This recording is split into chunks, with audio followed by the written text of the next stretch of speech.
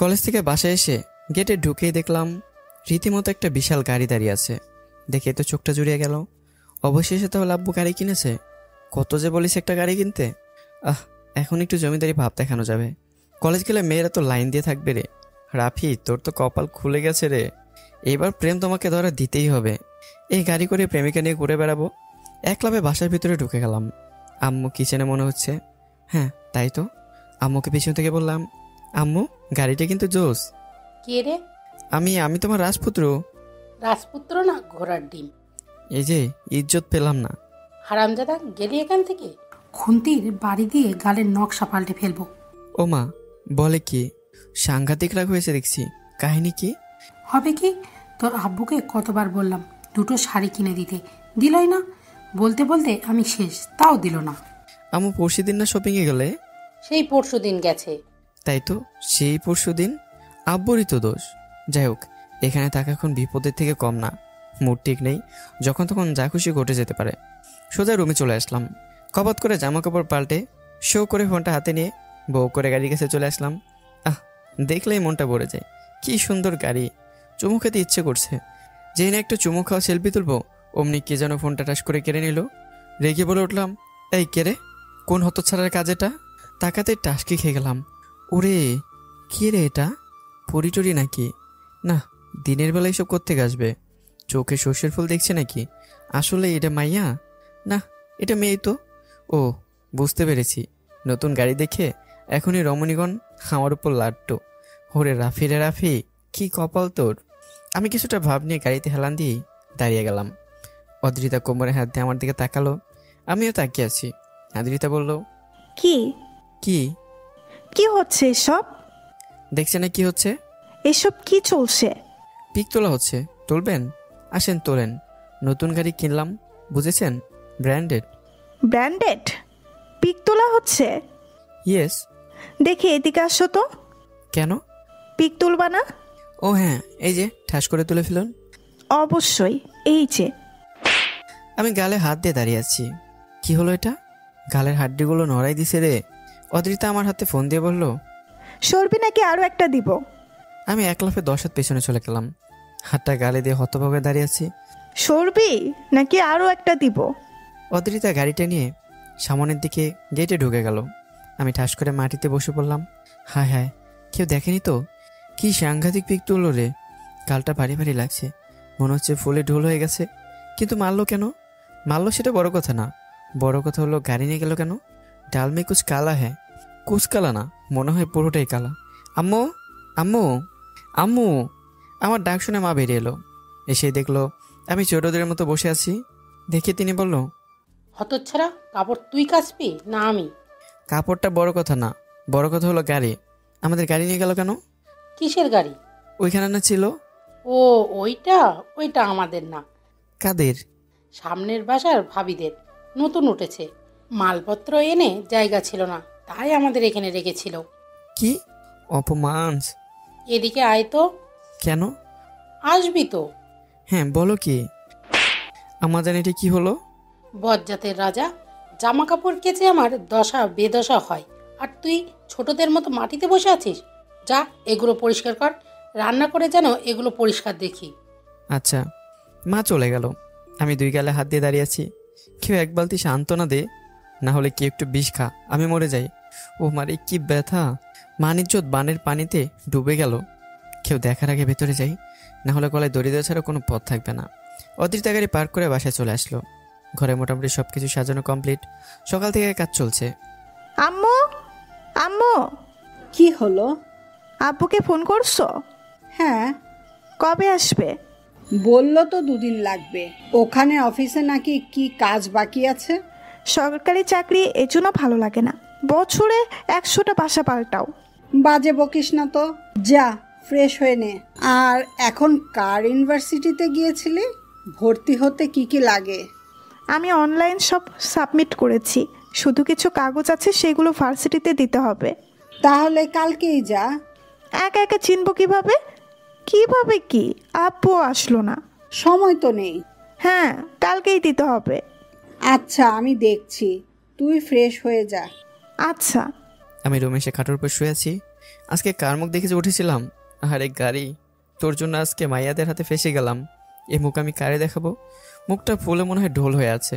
যাই নিচে যাই, একটু বরফ লাগাতে হবে। টনটন করছে ব্যথায়। কি থাপ্পড়ের জোর রে! মায়া মানুষের হাতে এত জোর কেরে? এদিকে অদ্রিতা ফ্রেশ হয়ে ব্যালকনিতে বসলো, সাথে কফি নিয়ে, আর একটা হাতে বই নিয়ে বসে আছে। চুলগুলো বাতাসে খোলা, চারদিকে উঠছে, বারবার মুখের উপর এসে পড়ছে। অদ্রিতা সামিহাকে কল করলো। সামিহা অদ্রিতার ফোন পেয়ে অনেকটা খুশি হলো। বেস্ট ফ্রেন্ড বলো কথা। কি রে, এতক্ষণে মনে পড়লো? আর বলিস না, বাসা গোছানো নিয়ে অনেক ঝামেলায় ছিলাম, তাই সময় পাইনি। তো ওখানে ভার্সিটিতে ভর্তি হলি? না, কালকে সব কিছু জমা দিব। তুই চলে গেলি, মনটা একদম ভালো নেই। কার সঙ্গে এখন আড্ডা দেব? আরে মন খারাপ করিস না, আব্বুর বদলি না হলে তো আমারও আসার কোনো দরকার ছিল না। আচ্ছা, তোকে রাতে কল দেব। ঠিক আছে। আচ্ছা। এদিকে আমি বরফ নিয়ে মুখে হাত দিয়ে ছাদে চলে আসলাম। কেউ দেখে ফেললে তো সমস্যা। ছাদে এসে দোলনায় বসে আস্তে আস্তে বরফ লাগাতে লাগলাম। কি ভালো লাগছে এখন। থাপ্পড় দিয়ে একদম পুরো গাল দুটো নরম করে ফেলেছে। কি দেমাগ রে বাবা, আরও সামনে পড়া যাবে না, অবস্থা খারাপ করে ছাড়বে। সে মনে মনে বলল, আন্টি ছেলেটা তো অনেক বদরাম করে, কোষে একটা চট দিছি না, এরপর থেকে কথা বলার সময় 10 বার ভাববে। সেলফি তোলা একদম বের করে দিছি, এইসবই সে ভাবছিল। এদিকে আমি গালে হাত দিচ্ছি বারবার। বরফ লাগাতে লাগাতে আমি অদৃষ্টের দিকে তাকালাম। হঠাৎ দেখাতেই আমি চমকে উঠলাম। এরে, এই কাল নাগিনীটা এখানে কি করছে? কিভাবে তাকিয়েছে দেখো তো, মনে হচ্ছে গিলে খেয়ে নেবে। থাপ্পড় মেরে কি স্বাদ মেটেনি নাকি? খোলা চুলে কি সুন্দর লাগছে রে, আমার সামনে পরিপরিয়ে লাগতেছে। আমি বসা থেকে উঠে আস্তে করে এগিয়ে গেলাম। কি মায়ের ওই চোখে! অদৃতা রেগে লাল হয়ে গেল, আর ভাবলো এভাবে তাকিয়েছে কেন, আগে কখনো মেয়ে মানুষ দেখেনি নাকি। অদৃতা কপিটা পাশে রেখে উঠে ছাদের কর্নারে চলে আসলো, হাত নাড়িয়ে বলল, ওই বেটা, ওই কি দেখিস? বেটা? হ্যাঁ হ্যাঁ, আমার মধ্যে একটা কচি ছেলেকে বেটা বলছে, কানা নাকি? হোয়াট কচি? হ্যাঁ কচি, ভুল বলছি নাকি? দেখছেন না কিউট কচি ছেলে? মনে হচ্ছে আর একটা সেলফি তুলতে হবে। কোনো দরকার নেই, এমনিতে গালটা ফুলে আছে। আপনার মতো এত নিষ্ঠুর মহিলা আমি আগে দেখিনি। মহিলা? What do you mean? মহিলা মানে মহিলা, কানে কম শোনেন নাকি? তোরে তো আমি... কি মারবেন? আসেন লাভ দেন। এখন আর কাছে নেই, মারতে পারবেন না। দাঁড়া, আজ তোর একদিন কি আমার একদিন, ওয়েট, আমি আসছি। তোকে আজ আমি কুচি কুচি করে কেটে ফুচকা দিয়ে খাবো। আসছে, যান যান। রাফি আমার নাম, আমারে দেখে বাঘেও ভয়ে চালাম দেয়। কত মেয়ে দেখলাম। রাফির বাচ্চা, আজ তুই শেষ। তোকে মেরে আজ আমি জেলে যাব দরকার হয়। অদৃতা হনন করে ছাদ থেকে চলে গেল। আমি চোখ বড় বড় করে ভাবছি, রাফি আজ তুই শেষ। না জানি কোন বিপদ আসছে আজকে। কি জন্য যে পাগলকে যেতে দিলাম। এখানে থাকা যাবে না, এখানে থাকলে নিশ্চয়ই সাদে থেকে গলা ধরে ফেলে দেবে।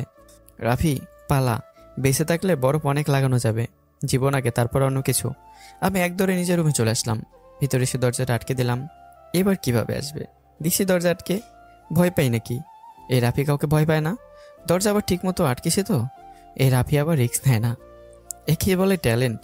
অদৃতা রেগে নিচে নামছে। অদৃতার আম্মু মেয়ে কেমনভাবে রাগে দেখে বলল, এই দাঁড়া দাঁড়া, কই যাস? খুন করতে। কি? আম্মু সরো তো, ওই বান্দরকে আজকে উচিত শিক্ষা দিব। ওফ, তোমাকে জানতে হবে কেন? সরো। আরে যাচ্ছিস কই? সামনের বাসায়। এ কথা বলে অদৃতা হনহন করে চলে গেল। অদৃতার আম্মু মনে মনে বলছে, হয়তো এবার সে ছেলেটার সাথে কিছু হয়েছে। ছেলেটার কপালে কি আছে কে জানে। মেয়েটাকে নিয়ে আর পারলাম না। এটা ছেলে না মেয়ে মাঝে মাঝে নিজেই ভুলে যাই। একটু পর নালিশ আসতে চলেছে নিশ্চয়ই। এই নালিশ শুনতে শুনতে আর ভালো লাগে না। সে এসবই ভাবছিল। এদিকে অদৃতা আমাদের বাসায় চলে আসলো। অদৃতাকে দেখে আমার আম্মু বলল, আরে আদ্রিতা যে, আসো ভেতরে আসো। আন্টি একটু সাথে যাবো। হ্যাঁ অবশ্যই, যাও ওপরে যাও। আচ্ছা। অদৃতা উপরে চলে আসলো। উপরে সে চারদিকে আমাকে খুঁজতে লাগলো, কিন্তু কোথাও পেল না। ভাবছে যে কোথায় গেল, পালিয়েছে নাকি। খুঁজে না পেয়ে অদৃতার রাগ আরও বেড়ে গেল। অদৃতা আবার নিচে চলে আসলো। আন্টি। হ্যাঁ মা বলো। রাফি কই? ও রাপিকে খুঁজছো? হ্যাঁ, কই ও? দেখো ছাদে আছে হয়তো। নেই তো। তাহলে রুমে আছে, ওপরে যে বাম সাইডের রুমটা। ওকে। অদৃতা উপরে চলে আসলো। রুমের সামনে গিয়ে দেখলো দরজা আটকানো। বেটা হারামি, দরজা লক করছে। আজকে বেঁচে যাবি কই? আমার নামও অদ্রিতা, সহজে বেঁচে যাবি ভাবলে একদম ভুল ভেবেছিস। আমি দরজায় দাঁড়িয়ে কান পেতে আছি। কখন চলে আসি ঠিক নেই। আসলে আওয়াজ টাওয়াজ পাওয়া যাবে আর কি, কিন্তু এতক্ষণে তো আসার কথা। এখন আসলো না কেন? নাকি শুধু শুধু ভয় দেখাচ্ছিল? মনে হয় আসবে না, আমি শুধু শুধু ভয় পেয়ে আছি। তোর আমাকে দেখে মনে হয় ভয় পেয়েছে। দেখতে হবে না, শত হলো পুরুষ মানুষ। বাইরে বের হবো নাকি পরে বের হবো? আসলেও ততক্ষণে চলে আসতো। মনে হয় আর আসবে না। যাই, বাইরে যাই, আসলে তখন দেখা যাবে। আমি আস্তে করে দরজার ছিটকিনিটা খুলে দরজাটা হালকা খুললাম। দরজা খুলে যে বাইরে আসতে যাব, তখনই সামনে দেখলাম অদ্রিতা দাঁড়িয়ে আছে। ওকে দেখে আমার বুকের ভিতরটা কেন যেন হয়ে গেল। আচমকা দেখে আমি চিৎকার দিয়ে উঠলাম। অদ্রিতা রেগে লাল হয়ে আছে। আমি একটা মুচকে হাসি দিলাম, তারপর বললাম, সরি, ভুল টাইমিং। অসময়ে দরজা খোলার জন্য সত্যিই দুঃখিত। এই যে দরজা আবার আটকে দিচ্ছি, আপনি একদমই টেনশন করবেন না। এই বলে আমি জলদি করে দরজাটা আটকে দিতে লাগলাম, কিন্তু অদ্রিতা সুযোগ বুঝে দরজা একটা ধাক্কা দিল। আমি আর অদ্রিতা দুজনেই দরজা ধাক্কা ধাক্কিতে লেগে যায়। আমাকে দরজা আটকে দিলেন কেন? এটা আমার দরজা, আপনি কেন ধাক্কা দিচ্ছেন? আমার ইচ্ছা তাই। আচ্ছা, আমি একে আটকে নিই, তারপর নয় ধাক্কা দিবেন। চান্দু, বলদ বোঝাও, আজকে তোকে কিমা বানাবো। আমি খেতে অতটা টেস্টি না, আপনি বললে একটা মুরগি এনে দেবো। দরজা ছাড় বলছি, না হলে কিমার সাথে কাঁচা লঙ্কা চাটনি বেটে উধম কেলানি দেব। সে আর বলতে, এমনিতে একটা থাপ্পড়ে গেলে নকশা পাল্টে উগান্ডার মানচিত্র হয়ে গেছে। এখন না জানি কি করবেন। রাফি, আমার কিন্তু রাগের চরম সীমানা অতিক্রম হচ্ছে। নিচে ফ্রিজে ঠান্ডা পানি আছে, খেয়ে আসুন। কুত্তা একটা, তোকে তো আমি। এটা বলে অদ্রিতা জোরে একটা ধাক্কা মারল। আমি নিজেকে সামলাতে পারলাম না, আমি ঠাস করে মেঝেতে পড়ে গেলাম। আমি খেয়াল করলাম গায়ের উপরে কি যেন ভারী জিনিস। চোখটা খুলতেই দেখলাম রাগে একটা মুখ, রীতিমতো মরে যাওয়ার কথা। আমি তো ভয় শেষ। এটা তো পেতনির মুখটা, কি সাংঘাতিকভাবে রেখে আছে রে বাবা। অদ্রিতা আমার উপরে পড়ে আছে, ভেবে রাগে ফুলছে। হারামজাদাটার এত বড় সাহস, হাত রাখার জায়গা পেল না। আমি এদিকে মনে মনে একটু খুশি বটে। এই প্রথম কোনো মেয়ের সাথে এমন ঘটনা, কিছুটা রোমান্টিক। কিন্তু এখন কি হবে আমার? হঠাৎ অদ্রিতা রাগীভাবে বলল, হারামজাদা, ওঠ বলছি। আপা, আপনি কিন্তু আমার উপর পড়ে আছেন, আমি কিভাবে উঠবো? উগান্ডার চণ্ডীদাস বলিস? তোর হাতটা কোথায়? কেন? আমার হাত তো আমার কাছে। মারলেন কেন? আমার কি দোষ? আপনিই তো আমার উপরে পড়লেন। আমি আপনার নামে মামলা করব। কি মামলা করবি শুনি? ভোলের একটা ঠাস করে মেরে দিল। দেখুন, এবার ভালো হচ্ছে না কিন্তু। এটা আমার গাল, কোনো সরকারি জায়গা না যে ইচ্ছে হলে স্টাম্প বসিয়ে দেবেন। ওরে মা, আমি করুণ দৃষ্টিতে তাকিয়ে আছি। আজকে থাপ্পড় খেতে খেতে শহীদ হয়ে যাবো রে। কেউ আমার একটু ধর। হাত সরাবি নাকি আরো দেব? হাত? কই হাত? আমি নিজের হাতের দিকে তাকাতে চমকে গেলাম। আরে বাবা, এটা কি হলো? আমি ভয়ে ভয়ে অদ্রিতার দিকে তাকিয়ে বললাম, সরি, মিস্টেক হয়ে ফসকে গেছে। আমি দেখলাম এক হাত অদ্রিতার কোমরে, আরেক হাত নাভির উপরে এমনভাবে আছে যেন নিজেরই সম্পত্তি। আমি এবার ঘামতে শুরু করেছি। আগে কখনো কোনো মেয়ের সাথে এমনভাবে অ্যাটাচ হয়নি, এভাবে স্পর্শ করিওনি। আমি অদ্রিতার দিকে ভয়ে ভয়ে তাকালাম, কিন্তু খেয়াল করলাম অদ্রিতার চেহারা অসম্ভব লাল। বুঝতে পারছি না এটা রাগে নাকি লজ্জায়। আমি খেয়াল করলাম অদ্রিতার ঘন ঘন নিঃশ্বাস মুখের উপর পড়ছে।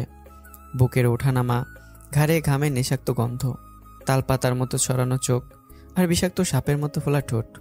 কি এক মায়া এখানে! আমি যেন হারিয়ে যেতে চলেছি। নিজের অজান্তেই আমার হাতটা অদ্রিতার পেটে হালকা চাপ লেগে গেল। অদ্রিতা কেঁপে উঠল, ঠোঁট চেপে ধরে বুড়ো কুচকে আমার দিকে তাকালো। আমি যেন এমন অনুভূতিপূর্ণ চেহারা দেখে পাগল হয়ে গেছি। কিছুই খেয়াল নেই, যেন জ্ঞান হারিয়ে ফেলেছি। আমি অদ্রিতার মুখের দিকে তাকিয়ে আছি। অদ্রিতার মুখ থেকে বিন্দু বিন্দু ঘাম ঝরে পড়ছে আমার গায়ে। চুলগুলো হালকা লেগে আছে মুখে, একদম ঠোঁটগুলো মুখোমুখি, যেন একটু হলেই মাদকতায় মিশে যাবে। আমি নিজের মুখটা হালকা উপরে উঠালাম, অদ্রিতার নাকে স্পর্শ করলাম। অদ্রিতার দ্রুত হাত দিয়ে আমাকে বাগালে কষে একটা থাপ্পড় মেরে দিল। আমি যেন আচমকা ঘর থেকে বের হলাম। অদ্রিতার শরীর থেকে হাত সরিয়ে নিজেকে গুটিয়ে নিলাম। অদ্রিতা ছাড়া পেয়ে দ্রুত উঠে গেল। আমি এখন ওভাবেই আছি, বুঝতে পারছি না কি করব, না জানি এখন কি করে। এর থেকে বলো শুয়ে থাকি এভাবেই, উঠলেই উদুম কেলাবে। অদ্রিতা উঠে দাঁড়িয়ে গেল, নিজেকে সামলে নিয়ে আমার দিকে তাকালো।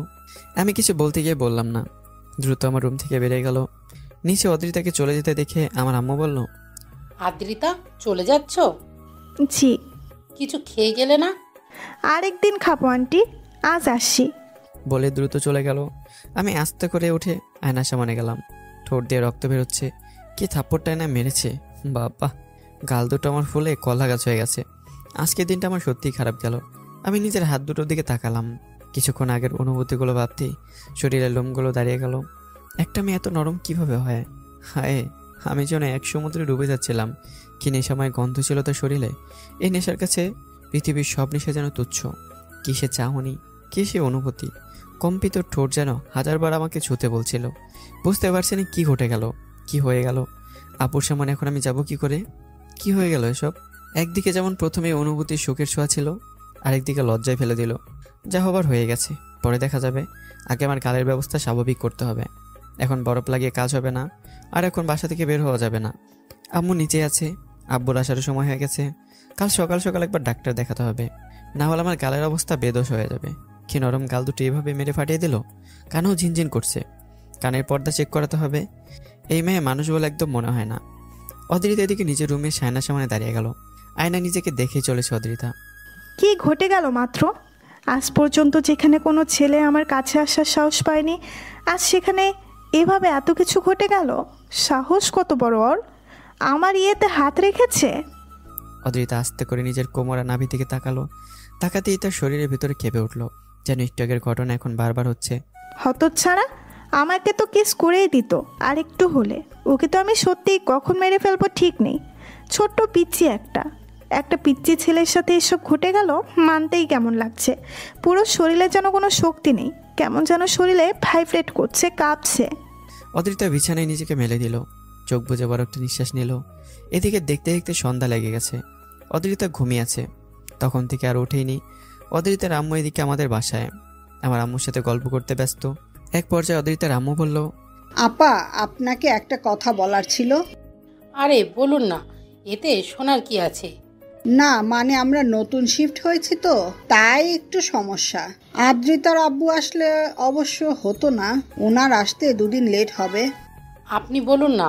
আসলে কালকে আদ্রিতা ভার্সিটিতে যাবে, কাগজপাতিগুলো জমা দিতে হবে। রাফি যদি একটু সাথে যেত। এটা জিজ্ঞাসা করার কি আছে? রাফিকে আমি বলে দেব, ও নিশ্চয়ই যাবে, আপনি নিশ্চিন্তে থাকুন। ধন্যবাদ আপা। এতে ধন্যবাদের কি আছে? আমরা একে অপরের সাহায্য করব, এটা তো সমাজের নিয়ম। তাছাড়া এখন থেকে আপনারা আমাদের প্রতিবেশী। অবশ্য ঠিক বলেছেন। আমি একটু আগে বাইক নিয়ে বাইরে এসেছি, বাসা থেকে লুকিয়ে এসেছি। আব্বু আবার এই সময় আসা একদমই পছন্দ করে না। আমি বন্ধুদের সাথে বসে আছি, দুইজনে আমার বেস্ট ফ্রেন্ড, আকাশ আর নাবিদ। আমি সেই হেলমেট পরে আছি, এখনও খুলিনি। ওরা দেখলে হাসাহাসি করবে। নাবিদ বলে বসলো, কি রে, কি হয়েছে? হেলমেট খোল। তখন থেকে এটা পরে আছিস। এটা খোলা যাবে না, কেউ দেখলে বাসায় বলে দেবে। জানিস না বাসা থেকে এই সময় বের হতে দেয় না। তাই বলে এটা পরে থাকবি? আজব না। আজও বলেও কিছু করার নেই, ইজ্জতের ব্যাপার। কিসের ব্যাপার? কিছু না তো। আকাশের বোনের বিয়ে কবে রে? একটু আনন্দ উৎসব এসব না করলে হয়? সামনে মাসের প্রথম সপ্তাহে। দেখবো কত আনন্দ করতে পারিস তোরা। বলেই তো খালাস কলেজের সময় কচু। দেখবি এবার আপুর বিয়েতে সেই মজা করব, নিজে ফাটিয়ে দেব। কি বলিস রাফি? একদম দেখিয়ে দেবে এবার। এর মাঝে আমার ফোন বেজে উঠলো। বাসা থেকে ফোন করেছে। আমি ফোনটা দেখে না ধরে আবার পকেটে রেখে দিলাম। কি রে, কে ফোন করছে? বাসা থেকে।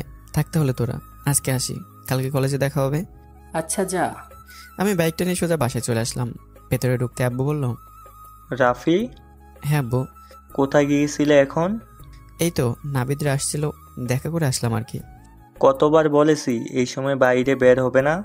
রাস্তাঘাটে এখন রাতের বেলা পরিস্থিতি ভালো না। এখানেই ছিলাম, কোথাও যাইনি তো। হেলমেট পরে আসো কেন? ও ভুলে গেছি, রুমে গিয়ে খুলে ফেলবো।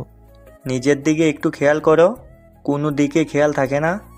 যাও ফ্রেশ হয়ে আসো। আচ্ছা। আমি কোনো মতো রুমে চলে আসলাম। বাহ, আজকের মতো বেঁচে গেছি। আব্বু একটু কড়া টাইপের, ভাগ্য ভালো ধরা পড়িনি, না হলে আজকে কী হতো কে জানে। হেলমেটটা খুলে আমি বিছানায় বসে বললাম। গালটা ব্যথা করছে খুব। এই গালের উপর দিয়ে আজকে বিশাল ঘূর্ণিঝড় চলেছে, ঠিক থাকার কথাও না। অন্যদিকে অদ্রিতা এখনও ঘুমিয়ে আছে। তার আম্মু এসে অনেকবার ডেকে গেছে, কিন্তু ওঠেনি এখনও।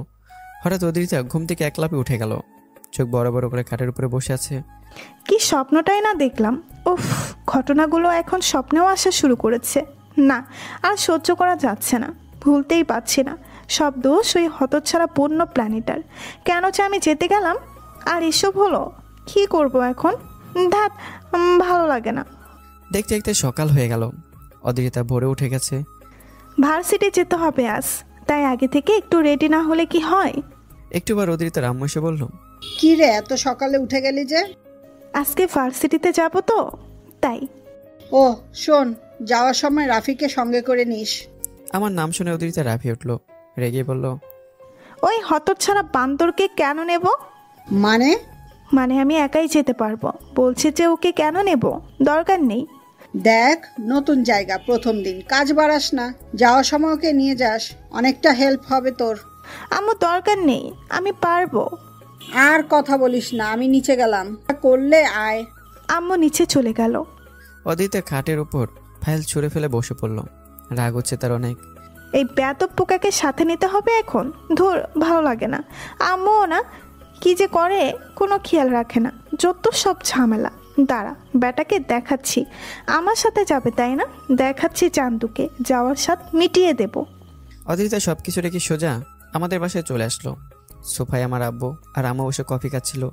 অদিরিতাকে দেখে বলল, আরে আদ্রিতা মা, কেমন আছো? ভালো আন্টি, আপনারা? ভালো। আজকে ভার্সিটিতে যাবে? জি। রাফি কই আন্টি? ঘুমাচ্ছে নবাব, চলো ডেকে দিচ্ছি।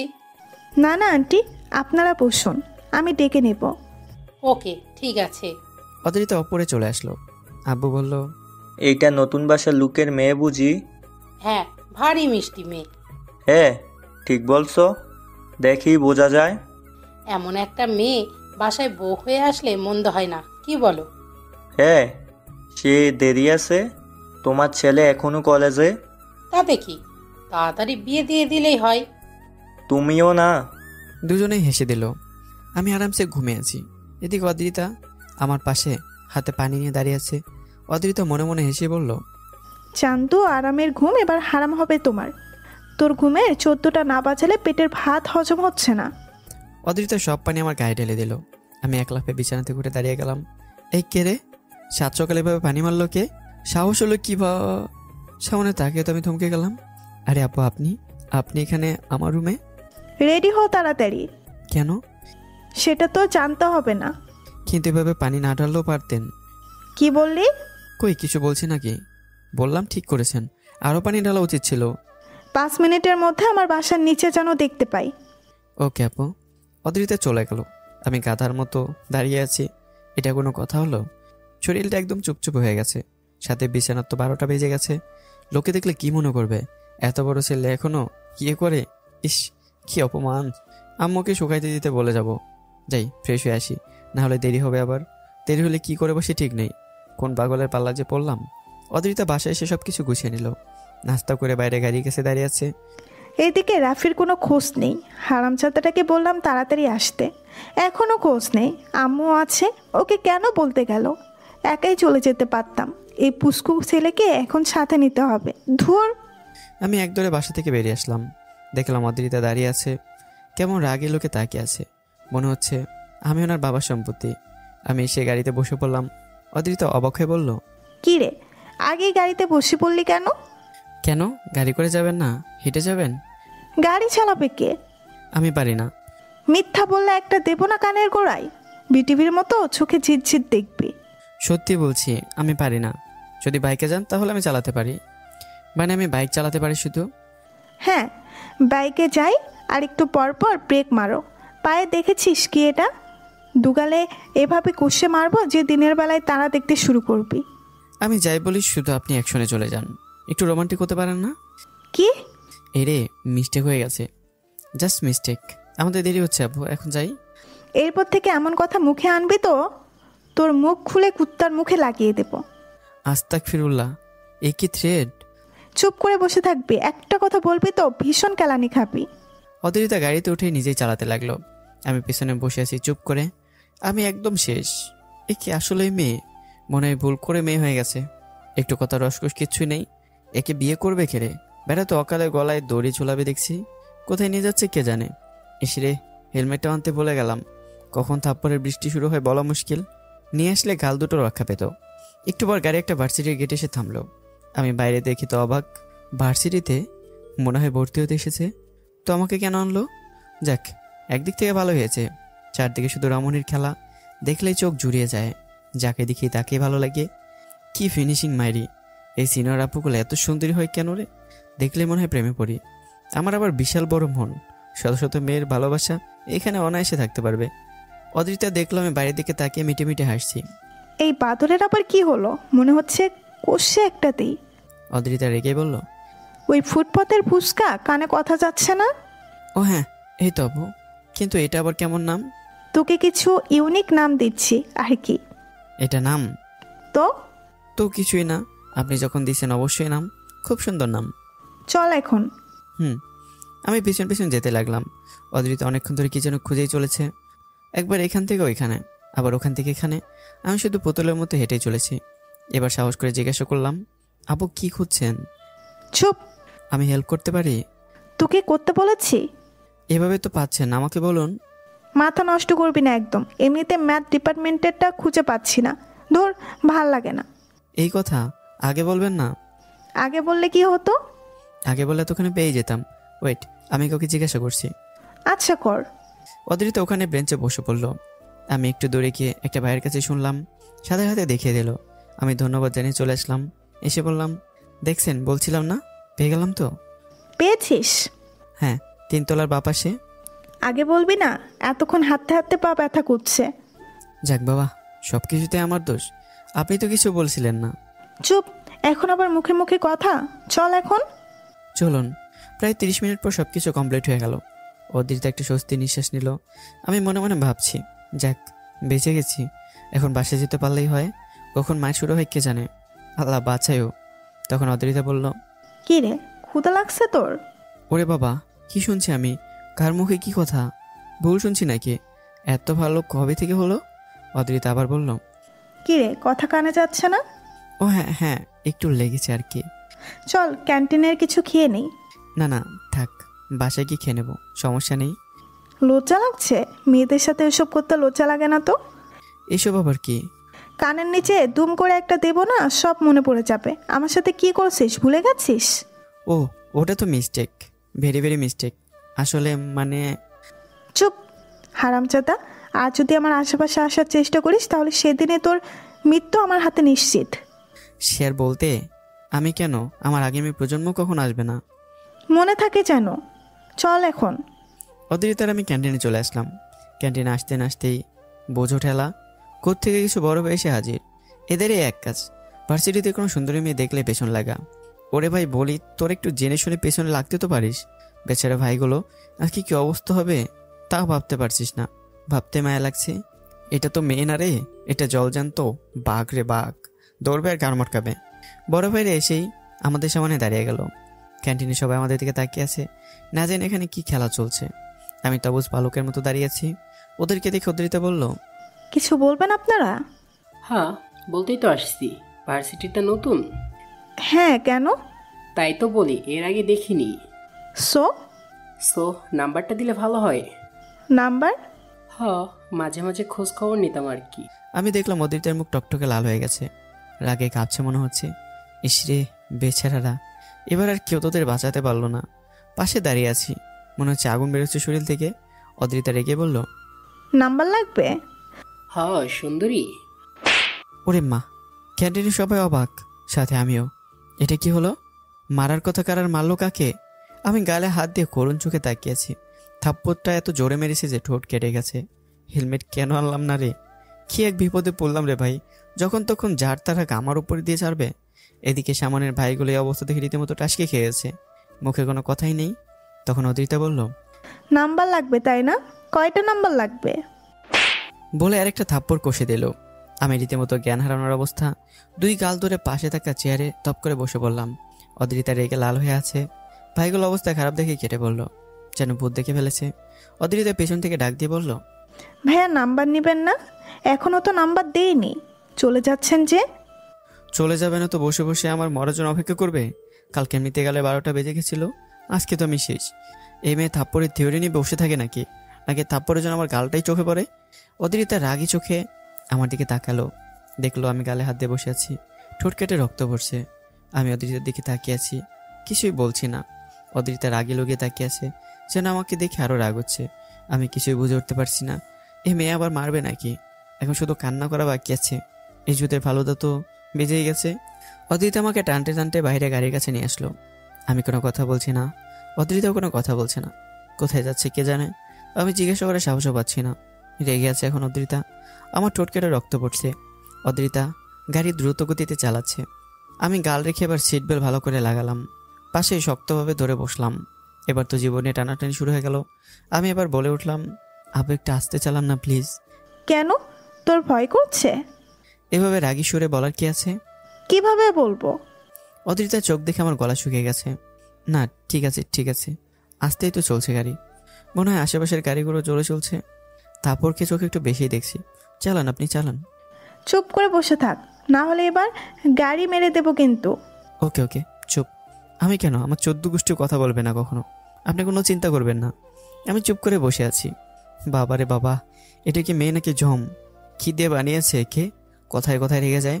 প্রথমে ভেবেছিলাম একটু রোমান্টিক হবে, রোমান্টিকের কাছেও তো নেই। একবার খেলে বাসায় যাই, তারপর আশেপাশে থাকবো না, দরকার হলে অন্য কোথাও চলে যাব। এই সাথে থাকা আর আজরাইলের সাথে থাকা একই কথা। অদ্রিতা কোনো দিকে খেয়াল না করে সোজা গাড়ি চালাচ্ছে। পাশে একবার আমার দিকে তাকালো। বেচারা চুপ করে বসে আছে, গাধা একটা।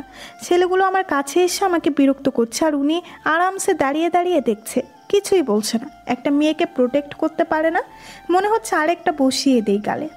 না থাক, এমনিতেই গালটা ফুলে গেছে, আগে হসপিটালে নিয়ে যাই, তারপর দেখা যাবে। কেন যেন আমার রাগটা কন্ট্রোল করতে পারি না, এত মার খায় আমার হাতে, তবুও পটর পটর করতে থামে না। একটু পর হাসপাতালে চলে আসলাম। আমি গাড়ি থেকে নেমে অবাক, এ আবার এখানে নিয়ে আসলো কেন? এখানে কেউ আছে নাকি? নাকি আমাকে মেরে এখানে ভর্তি করার প্ল্যান করেছে? আমি অদ্রিতার দিকে তাকালাম। এভাবে কি দেখছিস? আমাকে আগে দেখিসনি? না কিছু না। এখানে কেন? ভেতরে চল, তাহলেই বুঝবি। অদ্রিতা আগে আগে আর আমি পিছন পিছন যেতে লাগলাম। ভেতরে ঢুকে দুজনে একটা ডাক্তারের কাছে গেলাম। অদ্রিতা একটা মহিলা ডাক্তারের কাছে নিয়ে গেল আমাকে। ডক্টর বলল, বসুন আপনারা, কি সমস্যা? ডাক্তার, এই যে এর সমস্যা, একটু গালটা চেক আপ করুন তো।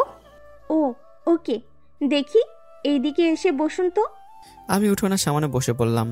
গাল দেখে বলল, এটা তো মনে হচ্ছে থাপ্পড়ের দাগ, আঙ্গুলের ছাপ বসে গেছে, ফুলে গেছে অনেকটা। এভাবে কে মারলো আপনাকে? আমি কিছু না বলে শুধু অদ্রিতার দিকে তাকালাম। ডাক্তার একটু মুচকি হাসি দিল আর বলল, বউ মেরেছে বুঝি? ম্যাম, আপনার হাজবেন্ড দেখতে কিউট আছে, এভাবে মারার কি দরকার? কথাটা শুনে আমি চোখ বড় বড় করে তাকিয়ে আছি। অদ্রিতা কিছুটা অপ্রস্তুত হয়ে বলল, না না, আপনি ভুল ভাবছেন। আচ্ছা বুঝেছি, আপনি মারেননি, বাসা থেকে কেউ মেরেছে। যাই বলেন, আপনার হাজবেন্ড অনেক ধৈর্যশীল মানুষ। আরে, এ আমার হাজবেন্ড না। ও সরি, আমি ভেবেছিলাম হাজবেন্ড। আপনার তাহলে এখনো বিয়ে করেননি? আমি কেন বিয়ে করব ওকে? ঝগড়া হয়েছে বুঝি দুজনের? রিলেশনে এমনটা হয়, তবে আপনি ওনাকে এতটা কেয়ার করেন, এটা অনেক গুরুত্বপূর্ণ। আমি কথাগুলো শুনে মনে মনে হাসছি। ভাবছি, একে কেয়ার বলে নাকি ফায়ার বলে? একটু সাথে থাকলে বুঝতেন, এর ভিতরে মায়া বলতে কিছুই নেই। আর এর সাথে আমার বিয়ে হলে আমি মরার আগে মরে যাব, না হলে বাসরাতে আমাকে নিজেই মেরে ফেলবে। একটু পর ডাক্তার বলল, নিন, আমি আপনার প্রেমিকের সব কিছু চেক আপ করে দিয়েছি, এখানে কিছু ওষুধ লিখে দিয়েছি, এগুলো সময় মতো দেবেন ওনাকে। আর এখানে আর আঘাত হতে দেবেন না, না হলে পরে বেশি বিপদ হতে পারে। ওকে ডাক্তার, ধন্যবাদ আপনাকে, আমরা আসি। হ্যাঁ আসুন। বাইরে এসে অদ্রিতা আমাকে বলল, তখন ওভাবে হাসছিলি কেন? কখন? ওই যে ডাক্তার ওই কথাগুলো বলছিল আর তুই হাসছিলি, মনে হচ্ছে আমি কিছু বুঝি না, তাই না? আপনি ভুল বুঝছেন, আমি তো ভাবছিলাম ডাক্তারের মাথা খারাপ হয়ে গেছে। কেন? না মানে, আমার আপনার ওসব তো কখনো সম্ভব না, উনি সেটা বুঝতে পারেনি। বাবা, আমি অকালে মরতে চাই না। কি? এ কথার মানে কি? না না কিছু না, কি থেকে কি বলি, আপনি সব কিছু কানে নিন না, চলেন বাসায় যাই। উল্টাপাল্টা কিছু বলবি না একদম, উদম গেলাবো। আপনি মেয়ে? কেন, সন্দেহ আছে? একদমই না, তবে মাঝে মাঝে একটু হয়। কেন? জানি না, চলুন এখন বাসায় যাব। আমি দ্রুত গাড়িতে উঠে বসলাম। বেশি কথা বাড়ালে এখন আমার হসপিটাল থেকে আর ফেরা হবে না, এখানে ভর্তি হতে হবে। অদ্রিতা আমার দিকে একবার আর চোখে তাকিয়ে গাড়ি চালাতে লাগলো।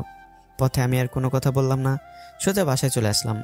আমি ভিতরে উকি মেরে সোজা নিজের রুমে চলে গেলাম। কেউ দেখে ফেলে কেলেঙ্কারি হয়ে যাবে। এক সপ্তাহ রুম থেকে বের হব না। শরীরটা কেমন যেন ম্যাচ করছে, ব্যথা করছে সমস্ত শরীর। আমি খাটে গিয়ে শুয়ে পড়লাম। অদ্রিতা বাসায় ঢুকতেই তার মা বলল, কি রে, সব কমপ্লিট হয়েছে? হ্যাঁ আম্মু। রাফি কই? বাসায় গেল মাত্র। আমাদের এখানে আসলো না? ছেলেটা এত কষ্ট করলো। আম্মু এসব নিয়ে এত ভেবো না। বাসার সামনে বাসা, ইচ্ছে হলে চলে আসবে। হাতে কি? ও ওটা হ্যাঁ, এটা কি? কিছু না, জাস্ট কিছু পেইন কিলার আর হালকা মেডিসিন। অনেক সময় লাগে তো তাই আনছি। ও ও, যা ফ্রেশ হয়ে নে, আমি খাবার বাড়ছি। অদ্রিতা রুমে এসে ওষুধগুলো রেখে দিল। রাফিকে এগুলো দিতে ভুলেই গেছে, এখন আবার এগুলো দিতে যেতে হবে। না, এখন আর যেতে ইচ্ছে করছে না, আজকে আর ভালো লাগছে না। এখন সামান্য একটা ঘুম দিতে হবে। সারাদিন শুধু ঝামেলাই কেটে গেছে, এগুলো রাতে দিয়ে আসবো, কেউ দেখবেও না তখন। অদ্রিতা শাওয়ার নিতে গেল। দেখতে দেখতে বিকেল করে সন্ধ্যা। আমি এখনো শুয়ে আছি। এদিকে বাসায় হই হুল্লোড় শুরু হয়ে গেছে। একটু আগেই আমার খালা এসেছে, সাথে একটা পুপি এসেছে, সাথে ছোট বাঘিনীর দল তো আছে। এসে বাসায় চিল্লাচিল্লি লাগিয়ে দিয়েছে। আমার আম্মু, খালা আর ফুপি তিনজনেই কিচেনে। আমার ফুপি কাল সকালে চলে যাবে। এখানে এসেছিলেন কাজে। সন্ধ্যা লাগার কারণেই আমাদের বাসায় আজকে থেকে কালকে চলে যাবে। তিনজন মিলে গল্প করতে ব্যস্ত। মেয়ে মানুষ এক হওয়া মানে পৃথিবীর সব গল্প এক হওয়া আর কি। একটিবার আমার মা বলল, বুবু, শাহনাজ কোথায়? আর বলিস না, সে অন্য গাড়ি করে আসছিল। পথে বলল কি নাকি খাবে, আমাদের পাঠিয়ে দিল। বলল একটু পর চলে আসবে। চিনিস না কেমন, সারাদিন বান্ধবীদের সাথে নিয়ে এখানে ওখানে। মেয়েটাও হয়েছে তো, দাঁড়া আজকে আসুক, আমি আচ্ছা করে বকে দেব। এভাবে করতে করতে রাত 8টা বেজে গেল। হঠাৎ দরজা কলিং বেল বেজে উঠলো। আমার আম্মু দরজা খুলতেই দেখলো শাহনাজ। শাহনাজ মাকে দেখে জড়িয়ে ধরলো আর আম্মু বলল, এতক্ষণে বাসায় আসার সময় হলো, কই ছিলি তুই? খালামণি, ফ্রেন্ডের সাথে একটু বাইরে গিয়েছিলাম। এখন দিনকাল ভালো না, সাবধানে চলাফেরা করতে পারিস না? খালামণি, আমি বড় হয়ে গিয়েছি এখন, দেখছো না? হয়েছে, আর পাকনামি করতে হবে না, যা ফ্রেশ হয়ে নে। আচ্ছা। আম্মু এসে ডাইনিংয়ে খাবার সাজাতে লাগলো। খালা বলল, রাফিকে দেখলাম না, কই গেছে বুবু? হ্যাঁ, আমিও তাই বলছি। আমার ভাইপুতকে দেখলাম না এখনো। কোথায় ও? রুমে আছে মনে হয়, আমি দেখছি। একটু পর আম্মু চলে আসলো। আমি এদিকে কাঁথা গায়ে দিয়ে শুয়ে আছি। প্রচণ্ড জ্বর এসছে, রীতিমতো কাঁপছি। আমার আম্মু আমার কাছে এসে ডাক দিল। আমি সাড়া দিলাম না। দেখলো আমি কাঁপছি। উনি আমার গায়ে হাত রাখতে চমকে উঠলো। হাই আল্লাহ, ছেলে তো ভীষণ জ্বর এসেছে। তাড়াতাড়ি করে আব্বুকে কল করলো। কল ধরতেই বলল, শুনছো, ছেলেটার ভীষণ জ্বর এসেছে, ডাক্তারকে আসতে বলো। কি বলো, হঠাৎ করেই জ্বর? হ্যাঁ, মাত্রই রুমে এসে দেখি জ্বরে কাঁপছে, তুমি তাড়াতাড়ি করো। আচ্ছা, অস্থির হইও না, আমি ডাক্তার পাঠাচ্ছি। ওকে। কিরে, কি হয়েছে? এমন করছিস কেন? আর বলিস না, ছেলেটার দেখি জ্বর। কি বলিস, ডাক্তারকে ফোন করেছিস? হ্যাঁ, আসছে। দেখি চল তো। তিনজন ওপরে চলে আসলো। আমাকে জলপটি দিতে লাগলো। এদিকে অদ্রিতা ঘুম থেকে একটু আগে উঠে কফি খাচ্ছিল আর বসে বসে একা বই পড়ছিল। হঠাৎ মনে পড়লো আমার ওষুধের কথা। ইস, দিতেই ভুলে গেছি, ওষুধগুলো টাইমলি দিতে বলছিল। না, ওকে দিয়ে আসি। অদ্রিতা কফিটা রেখে রুমে চলে আসলো। ডাক্তার এসে আমাকে দেখে কিছু ওষুধ লিখে দিল। ভয়ের কিছু নেই বলে সব কিছু দেখে উনি নিচে চলে আসলো। একটু পর অদ্রিতা কলিং বেল বাজালো। উপরে আম্মু শুনে নিচে এসে দরজা খুলে দিল। আরে মা, তুমি এসো, ভেতরে এসো। আন্টি কেমন আছেন? আর বলো না, ঝামেলায় আছি। কেন, কি হয়েছে? কি আর হবে, ওই যে নবাব আছে না, ওর জ্বর এসেছে, ওনাকে নিয়েই দৌড়াদৌড়ি করছি। রাফির জ্বর এসেছে? হ্যাঁ। কই এখন? রুমে আছে। ও আচ্ছা, আমি দেখে আসি। হ্যাঁ, যাও। আম্মু, খালামণি আর ফুপি নিচে চোপায় বসে আছে। ফুপি বলল, মেয়েটা কই? ও ও হলো সামনের বাসার মেয়ে, অদ্রিতা নাম, নতুন এসেছে, ভারী মিষ্টি মেয়ে। তাই বলি, আগে দেখিনি, দেখতে শুনতে ভালোই। হ্যাঁ। অদ্রিতা দ্রুত আমার রুমে চলে আসলো। আমি ঘুমাচ্ছিলাম। অদ্রিতা এসে আমার পাশে বসে পড়লো। আমার দিকে তাকিয়ে অদ্রিতা একটু মুচকে হাসি দিল। গাধা একটা, 2টা থাপ্পড় খেয়ে জ্বর চলে এসেছে। একটু আস্তে মারলে ভালো হতো। ধর, মনের ভেতর কেমন যেন খারাপ লাগছে। আমার দিকে তাকিয়ে হালকা করে হাতটা আমার মাথায় রাখলো। চুলগুলো বারবার বুলিয়ে দিতে থাকলো। এদিকে শাহনাজ নিচে এসে দেখলো সবাই কথা বলছে। শাহনাজ বলল, কি হলো, সবাই এভাবে বসে আছো কেন? আর বলিস না, রাফির জ্বর, তাই আর কি। কি বলো খালামণি, আগে বলবা না? এজন্যই বলি হনুমানটাকে দেখতে পাচ্ছি না। আচ্ছা, আমি দেখে আসছি। শাহনাজ আমার রুমে ঢুকতেই দেখলো একটা মেয়ে বসে আছে, আমাকে স্পর্শ করে যাচ্ছে। শাহনাজ একটু অবাক হলো। একে তো কখনো দেখিনি। এ রাফিকে এভাবে কেন টাচ করছে? রাফির বান্ধবী নাকি অন্য কেউ? শাহনাজ দ্রুত অদ্রিতার কাছে চলে আসলো। কি আপনি? অদ্রিতা পাশে তাকিয়ে দেখলো একটা মেয়ে। শাহনাজের দিকে তাকিয়ে বলল, আপনি কে? আমি রাফির খালাতো বোন, আপনাকে তো চিনলাম না। আমি সামনের ফ্ল্যাটেই থাকি, নতুন এসেছি। তো এখানে কি করছেন, তাও রাফির রুমে? রাফিকে দেখতে এলাম, অসুস্থ তো। আচ্ছা, দেখা হয়েছে, এখন আপনি আসতে পারেন, বাকিটা আমরা দেখে নেব। ও শিওর, আচ্ছা আমি আসি তাহলে। হ্যাঁ আসুন। অদ্রিতা উঠে দরজার কাছে চলে আসলো। শাহনাজ আমার পাশে বসে পড়ল। আমার কপালে হাত দিয়ে জ্বরটা দেখলো, পাশে থাকা পানি নিয়ে আমাকে জলপটি দিতে থাকলো। এসব দেখে অদ্রিতা কিছুটা আপসেট হলো, কিছু বলল না, চুপ করে চলে গেল। অদ্রিতা চলে যেতেই শাহনাজ মুখ বাঁকিয়ে বলল, কি মেয়ে রে বাবা, বলা নেই ক নেই, একটা ছেলের ঘরে ঢুকে গেল, আবার রাফিকে ট্রাস্ট করছে। শখ কত, ছেলে দেখলেই যেন মাথা ঠিক থাকে না। ইস, আগে থেকে জানলে ওকে রাফির কাছেই আসতে দিতাম না। শাহনাজ আমাকে যত্ন করতে থাকলো। পরদিন সকালে আমার ফুপি চলে যায়। আমার জ্বরটা কিছুটা কমেছে। সকালে আমি ঘুমিয়ে আছি। শাহনাজ কিচেনে আমার জন্য স্যুপ বানাতে গেছে। শাহনাজকে কিচেনে দেখে আমার আম্মু বলল, কি রে বুড়ি, আমি কি স্বপ্ন দেখছি? কেন খালামণি? তুই হঠাৎ কিচেনে? না, ওই আর কি, রাফির জন্য একটু স্যুপ বানালাম আর কি। পাশে এই কথা আমার আম্মুও শুনে নিল। মেয়ের এমন কথা শুনে হেসেই বলল, আমার মেয়েও কিচেনে, তাও আমি দেখলাম। আমার কি সৌভাগ্য। আম্মু তোমরা যাবে? খালি কথা শোনাও। বাবা, রাফির জন্য এত চিন্তা? কই, আমাদের তো একদিন স্যুপ খাওয়াতে পারিস। উফ আম্মু, আমি কিন্তু চলে যাব, যাও তো এখান থেকে। আমি যার জন্যই বানাই, তোমাদের কি? আমার মেয়ে দেখছি বড় হয়ে গেছে, ছেড়ে দেখি তাহলে। ছেলে তো ঘরেই আছে, খোঁজার কি আছে? শাহনাজ কিছুটা লজ্জা মুখে হেসে দিল। আমার আম্মু আর শাহনাজের আম্মু দুজনে হাসতে হাসতে সবাই বসে পড়ল। শাহনাজ একটু পর স্যুপ বানিয়ে আমার রুমে চলে আসলো। আমি এখনো ঘুমোচ্ছি। শাহনাজ স্যুপটা রেখে আমাকে হালকা করে ডাক দিল। আমাকে এভাবে কয়েকবার ডাকার পর আমি উঠে বললাম। শাহনাজকে দেখে আমি বললাম, কি রে শাহনাজ তুই? অবাক হওয়ার কি আছে, আমি কি ভূত নাকি? না তা না, তুই এখানে কেমনে? এত কথা এখন আর না জানলেও চলবে। দেখি, আস্তে করে ওঠো, বালিশে হেলান দিয়ে বসো। হ্যাঁ বসছি। গাটা কেমন ব্যথা ব্যথা করছে। করবে না, জ্বর আসলে একটু হবেই। দেখি এই স্যুপটা খেয়ে নাও, গরম গরম। কে বানাইছে খালা? কেন, আমি বানাতে পারি না? তুই কবে থেকে? দেখ, রাগাবি না, খেয়ে বল কেমন হয়েছে। আচ্ছা দে দেখি কেমন বানিয়েছিস। আমি খাওয়াই দিই? না আমি পারবো, এদিকে দে। ওকে। এদিকে অদ্রিতার সকাল সকাল ঘুম ভেঙে যায়। এমনিতেই খুব সকাল ওঠার অভ্যাস। আজ রাতে কেন যেন ঘুমটা ভালো হয়নি। পিচ্ছিটার কথা মাথা থেকে যাচ্ছেই না। জ্বর কমছে কিনা তাও জানি না। এত কিছুর মাঝে কেন জানি রাফির বোনকে সহ্য হচ্ছে না। এত কাছাকাছি কেন যেতে হবে?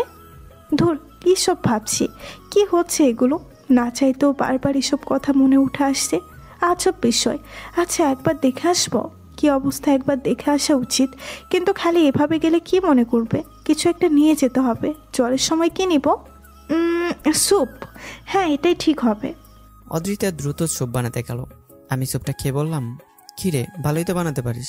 খালামণিকে বলি ছেলে দেখতে। কি বলিস? কেন, ছেলে দেখলে দেখতে হবে? খালামণি বলছে ছেলে তো ঘরেই আছে। ঘরে? হ্যাঁ। কে রে, আমাকে তো বলিসনি। তোকে বলবো কেন, গাধা একটা। আমাকে গাধা বললি? তো কিছুই বুঝিস না? এত বুঝে লাভ নেই। আসছিস কবে সেটাই তো বললি না। কালকে। তোকে দেখতেই পেলাম না, তারপর শুনি তোর জ্বর।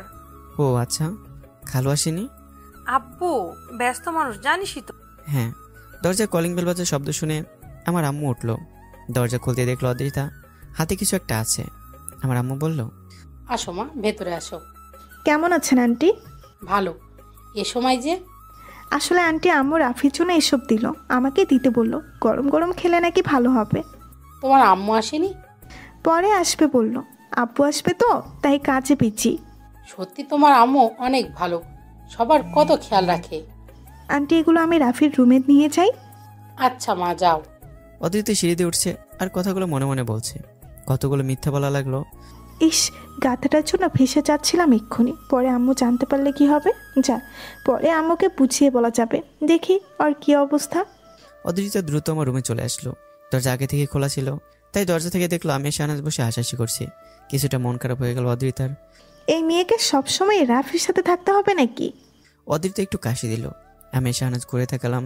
শাহনাজ দেখলো কালকের মেয়েটা, দেখে অবাক হয়ে গেল। ওই মেয়ে এখানে কি করছে? আমার কি দরকার, মতলব কি? আমি তো অবাক। অদ্রিতাকে দেখে কেমন জানি লাফিয়ে ওঠার মতো অবস্থা হলো।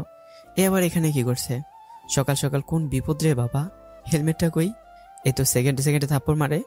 এবার থাপ্পড় খেলে আমার আর বেঁচে থাকা হবে না। অদ্রিতা বলল, আসতে পারি? কথাটা শুনে আমি একটু অবাক হলাম। পারমিশন নিচ্ছে? স্বপ্ন দেখছি না তো? আমি এক পলক তাকিয়ে আছি। অদ্রিতা আবার বলল, আসতে পারি? হ্যাঁ আসুন না, জিজ্ঞাসা করার কি আছে?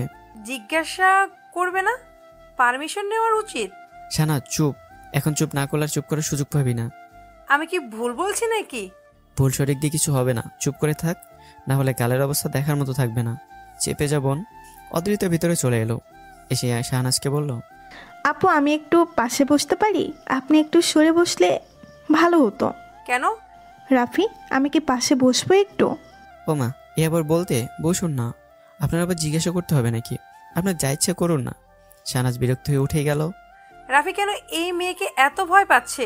নিশ্চয় রাফির ভয় দেখিয়েছে। ও রাফি, এত কাছে যেতে হবে কেন? ধুর, ভাল লাগে না। হুটহাট করে যখন তখন চলে আসে, মনে হয় নিজেকে বিয়ে করা বর। না, এইভাবে চলতে দেওয়া যাবে না। আন্টিকে বলতে হবে। আমি অবাককে বললাম, আপনি এখানে কেন? না মানে আপনি এত সকাল সকাল এখানে এসেছেন, দরকার আছে নিশ্চয়ই? হ্যাঁ তা আছে। বলুন না, কি কোথাও যেতে হবে? এখন আপাতত না, ঠিক হলে কোথাও ঘুরতে যাব। শাহনাজ এদিকে রাগে ফুলছে। অদ্রিতা মুচকি এসে বলল, এখন কি অবস্থা? এই তো ভালো। আচ্ছা তোমার জন্য স্যুপ এনেছি, গরম গরম খেয়ে নাও। রাফি এখন খাবে না, আমি স্যুপ আগেই খাওয়িয়ে দিয়েছি। কি রাফি, তাই নাকি? হ্যাঁ একটু আগেই খেলাম। সমস্যা নেই, আবার খাবে। দেখে আমি খাইয়ে দিচ্ছি। ওটুকুতে কি পেট ভরে? রাফি তুই খাবি না? তুই চুপ কর না একটু। এটা না খেলে অন্য কিছু খেতে হবে, তার থেকে ভালো খেয়ে নেই। আপনি দিন, আমি খেয়ে নিচ্ছি। না তুমি অসুস্থ, আমি খাইয়ে দিচ্ছি। আমি পারবো। বলছি না আমি খাইয়ে দিচ্ছি। রাফি বলছে যে ও একাই খেতে পারবে, আপনি জোর করছেন কেন? ঠিক আছে ঠিক আছে, শাহনাজ থাম না। কেন আমাকে বিপদে ফেলছিস? আপনি দিন, আমি খাচ্ছি। Good boy. অদ্রিতা আমাকে স্যুপটা খাইয়ে দিতে লাগলো, যেটা দেখে শাহনাজ রীতিমতো চলেই যাচ্ছে। আমার হাতে খেলো না, আর এই মেয়েটার হাতে খাচ্ছে। কি এমন জাদু করেছে মেয়েটা? মনে হচ্ছে মেয়েটাকে মেরেই ফেলে। রাফি কেন এত ভয় পাচ্ছে? দূর, ভাল লাগে না এইসব। শাহনাজ কিছু না বলেই মুখ কালো করে দ্রুত চলে গেল। শাহনাজ চলে যেতেই অদ্রিতা বলল, খালা তো বোন না? হ্যাঁ কেন? শুধুই বোন। হ্যাঁ কেন? ভালো, বোন যেন বোন পর্যন্তই থাকে, এর বেশি যেন না হয়। ভয় দেখাচ্ছেন? না বলছি। বোন আমার, সে বোন হোক বা অন্য কিছু, আপনার কি? কথাটা শুনে অদ্রিতা আমার শার্টের কলারটা চেপে ধরে টান দিয়ে নিজের কাছে এনে বলল, কি বলেছি কানে গেছে না?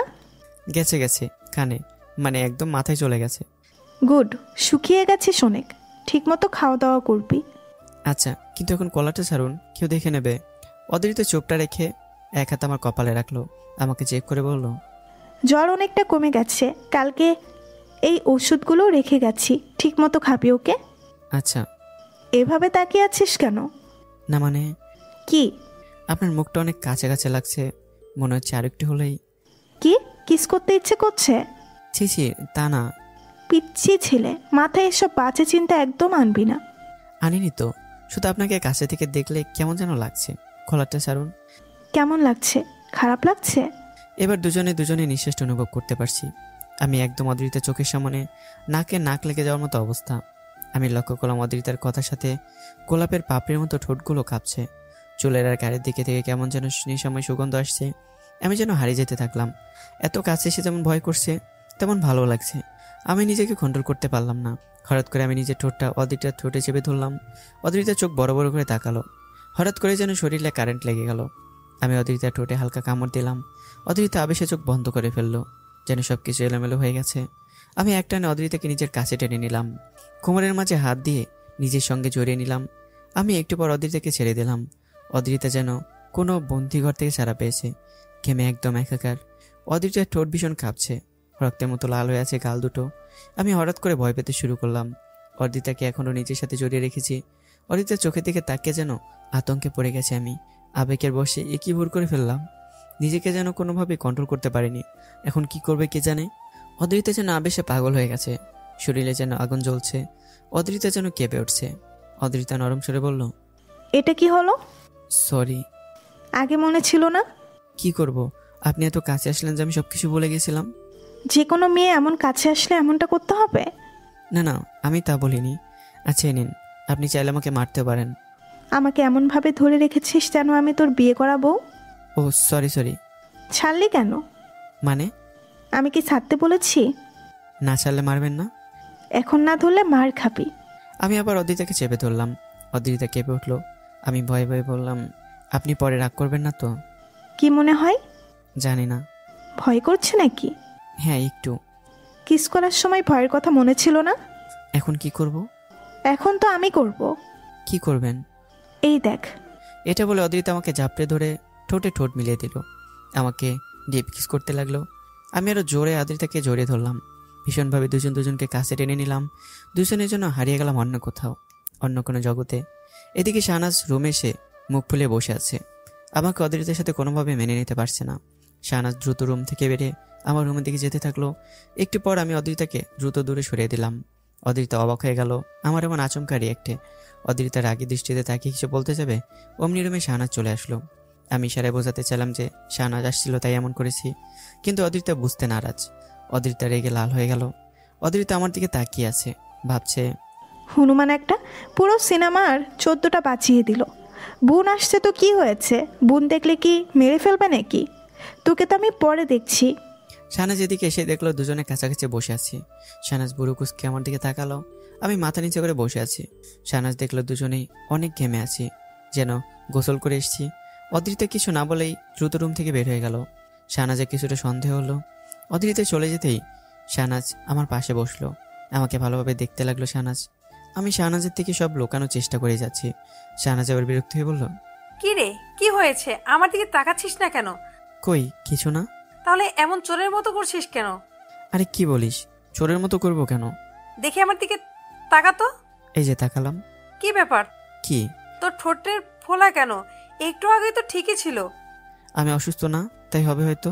সে না হয় বুঝলাম, কিন্তু ঠোঁটের চারপাশ লাল কিসের দাগ? কই কিসের দাগ? দেখি দেখি, এদিকে আয় তো।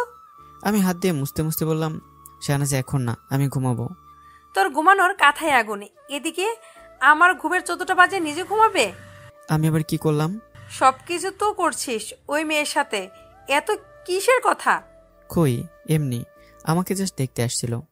দেখ, ভালো হবে না কিন্তু। ওই মেয়ের ভাব সাপ আমার কিচ্ছু ভালো লাগছে না। তোকে একটা কথা বলবো। কি? আমাকে বলবি না তো? না বল। আমার না ওই মেয়েকে। ওই মেয়েকে কি? এত অবাক হচ্ছিস কেন? ওই মেয়েকে ভালো লাগে। কি? হ্যাঁ।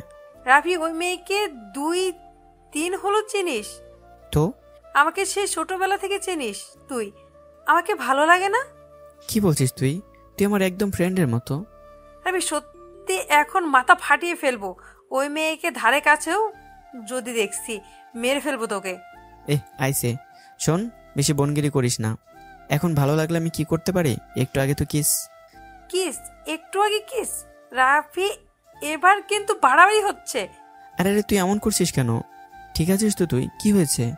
রাফি, তুই কিস করেছিস ওকে? করতে চাইনি, আচমকা ঘটে গেছে। ও আমার একদম মুখের কাছে চলে এসেছিল। কখন কি করে ফেলছি বুঝতেই পারিনি।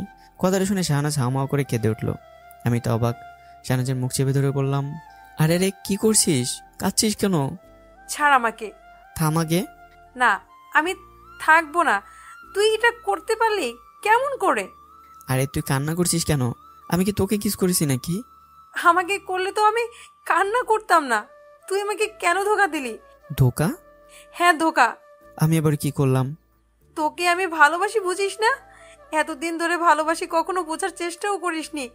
আর 2 দিন হলো একটা মেয়ের এসেছে, তাকে তুই কিস করে বসেছিস। শাহনাজ, কি এসব কি বলছিস তুই? ঠিকই বলেছি। আমি তোকে বোন হিসেবে দেখেছি। তুই আমার খালাতো বোন। তা দেখি খালাতো বোনকে ভালোবাসা চায় না? শাহনাজ দেখি কান্না থামা, বস এখানে। না, আমি কিছুই শুনতে চাই না। আমি এখনই সুসাইড করব। থাপ্পড় খাবি একটা। আজে বাজে কথা বলিস কেন? ছাড় আমাকে, ছাড় বলছি। না ছাড়বো না, আগে আমার কথা শোন। তোর কোনো কথাই শুনবো না, আর কিছুই শোনার নেই আমার। এমন করছিস কেন? রাফি, ছাড় আমাকে। না।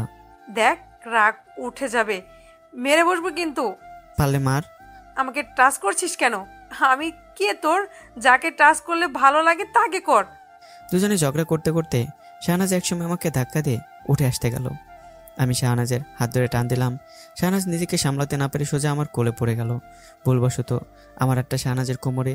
শাহনাজকে ঠেকাতে গিয়ে আমার হাত অজান্তেই কোমরে আটকে গেছে। শাহনাজ কিছুটা সময় তাকিয়ে থেকে আমাকে ফুপে ফুপে বলল, আমি তোকে অনেক ভালোবাসি। আমি কি বলবো বুঝে উঠতে পারছি না। এমন পরিস্থিতিতে কি করা উচিত তা মাথায় আসছে না। এভাবে ঘটনা পাল্টে যাবে কখনোই বুঝতে পারিনি। আমি চুপ করেই আছি। আমাকে চুপ থাকতে দেখি শাহনাজ বলল, আমি যে অনুভূতিটা এখন ফিল করছি সেটা আমার সারা জীবন দরকার। আমার হাতে হাত রেখে কোমরে চেপে ধরে বলল। আমি চমকে উঠলাম।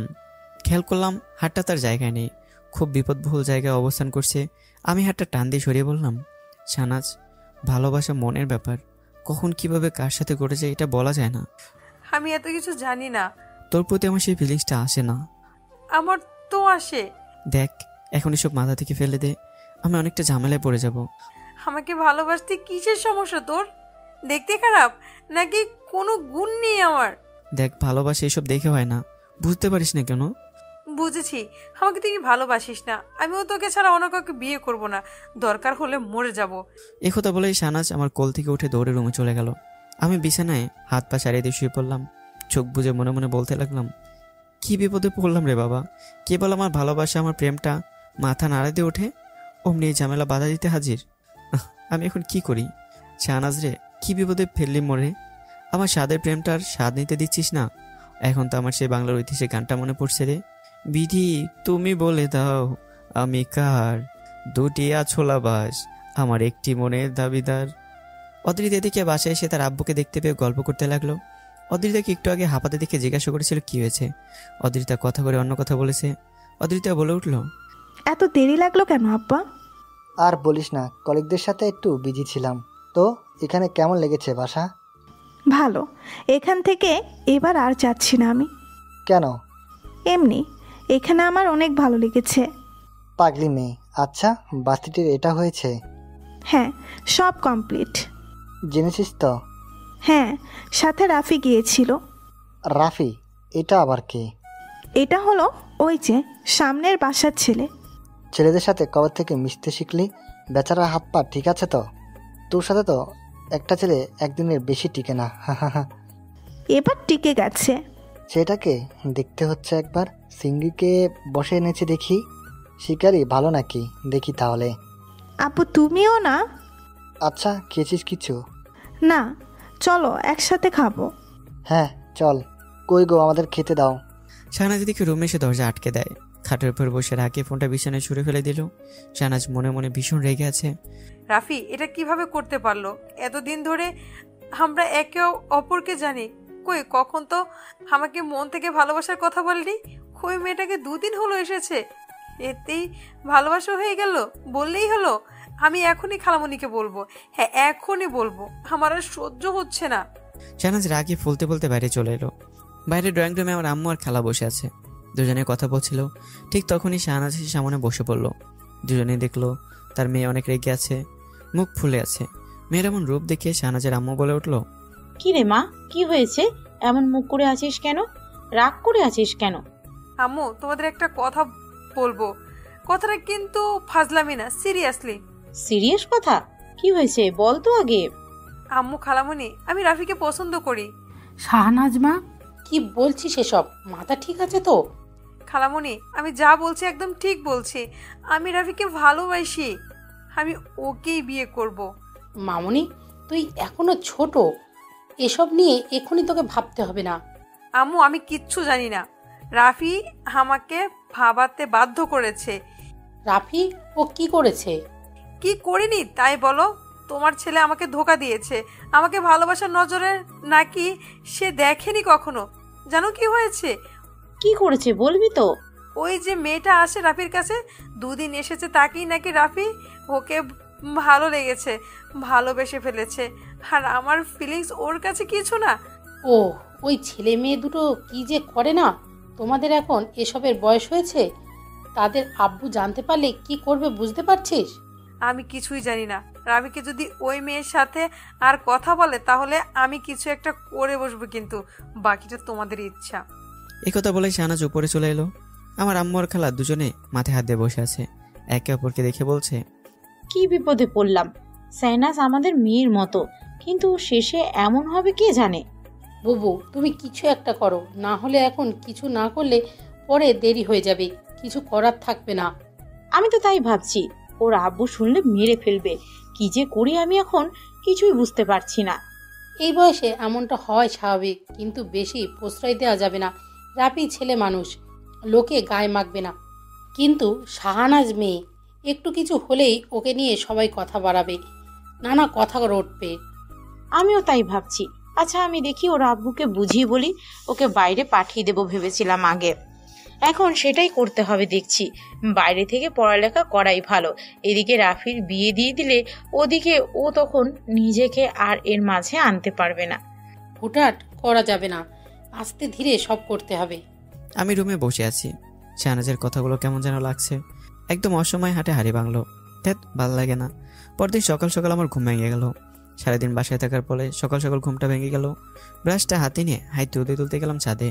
ছাদে সকালের পরিবেশটা দারুণ, ঠান্ডা বাতাস, ফ্রেশ এয়ার, একদম মন ছুঁয়ে যাওয়ার মতো। ব্রাশ করতে করতে হঠাৎই খেয়াল করলাম সামনের ছাদে অদ্রিতা দাঁড়িয়ে আছে। কিন্তু কথা হচ্ছে, সাথেরটা কে? আমার ফুলের সাথে এই লম্বু গাছটা কে? ছেলেটাকে কেমন যেন গলার কাটার মতো মনে হচ্ছে। ইস, আবার এসে এসে কথা বলা হচ্ছে, গা জ্বলেই যাচ্ছে। দেখতে হচ্ছে বিষয়টি। এদিকে অদ্রিতাও খেয়াল করলো আমি ওদেরকে দেখছি। অদ্রিতার মাথায় দুষ্ট বুদ্ধি এলো, আমাকে দেখে দেখে আরো হেসে হেসে কথা বলতে লাগলো। আমি হাতের ব্রাশটা নিয়ে আরো দ্রুত ব্রাশ করতে লাগলাম রাগে। অদ্রিতা আমার কাণ্ড দেখে মনে মনে হেসে চলেছে। আমি আর থাকতে পারলাম না, ওভাবে নিচে চলে আসলাম। সোজা বাসা থেকে বের হয়ে অদ্রিতার বাসায় চলে আসলাম। আমাকে এত সকালে অবস্থায় বের হতে দেখে আমার আম্মু অবাক হয়ে গেল। ছেলে আমার এত সকালে কিভাবে উঠলো, আর এই অবস্থায় গেল বা কোথায়? আমার খালামণি জিজ্ঞাসা করলো, বুবু, রাফি কই গেল, বলে গেল না? আমিও বুঝলাম না, যে 10টার আগে কখনো ওঠে না, সে আজ এত সকালে। দাঁড়া, আসুক, জিজ্ঞাসা করছি। আমি অদ্রিতাদের বাসায় গিয়ে কলিং বেল দিই। 2বার দিতে অদ্রিতার আম্মু দরজা খুলে দিল। দেখলো যে আমি এসছি। আন্টিকে দেখে আমি বললাম, আসসালামু আলাইকুম আন্টি, কেমন আছেন? আমি ভালো আছি, তুমি কেমন আছো? শুনলাম তুমি অসুস্থ। এখন মোটামুটি ঠিক আছে। ভেতরে এসো। জি। আমি ভেতরে আসতে দেখলাম একটা লোক সোফায় বসে কফি খাচ্ছে। নিশ্চয়ই অদ্রিতার আব্বু হবে। আমি ওনাকে দেখে সালাম দিলাম। আমাকে দেখে উনি বলল, আমি যদি ভুল না হই তুমি নিশ্চয়ই রাফি? জি আঙ্কেল, চিনলেন কিভাবে? চিনব না মানে, বাসায় তো তোমার কথা প্রায় হয়। ও, তো শরীর ঠিক আছে তো এখন? জি, এখন ঠিক আছে। রাফি বাবা, কফি খাবে? না আন্টি, এখনো ব্রাশ করছি। আসলে আপুর কাছে আসছিলাম, একটু দরকার ছিল। ও আচ্ছা, ও তো ছাদে আছে, দেখো। আচ্ছা আন্টি। আমি জলদি করে ছাদে চলে আসলাম। ছাদে এসে দেখলাম এখনো কথা বলেই যাচ্ছে। কি এত কথা বলছি শুনি? প্রেম করলেও তো মানুষ এত কথা বলে না। আমি আস্তে আস্তে সামনের দিকে হেঁটে যাচ্ছি। এমন ভাব করছি যেন এখানে কেউ নেই, যেন অদ্রিতাকে দেখিনি আমি আর চোখে বারবার দেখছি। অদ্রিতা বুঝতে পেরে একটু জোরে জোরে কথা বলছি ছেলেটার সাথে, যেন আমি শুনতে পাই। আমি মনে মনে বলছি, কি লুচু ছেলে রে বাবা, মেয়ে মানুষ দেখলে কথা বলতে ইচ্ছে করে। ছেলে মেয়ে বিয়ে দিবে নাকি? অদ্রিতার সাথে কথা বলা ছেলেটি হলো আরিয়ান। অদ্রিতাদের আত্মীয়, এখানেই থাকে।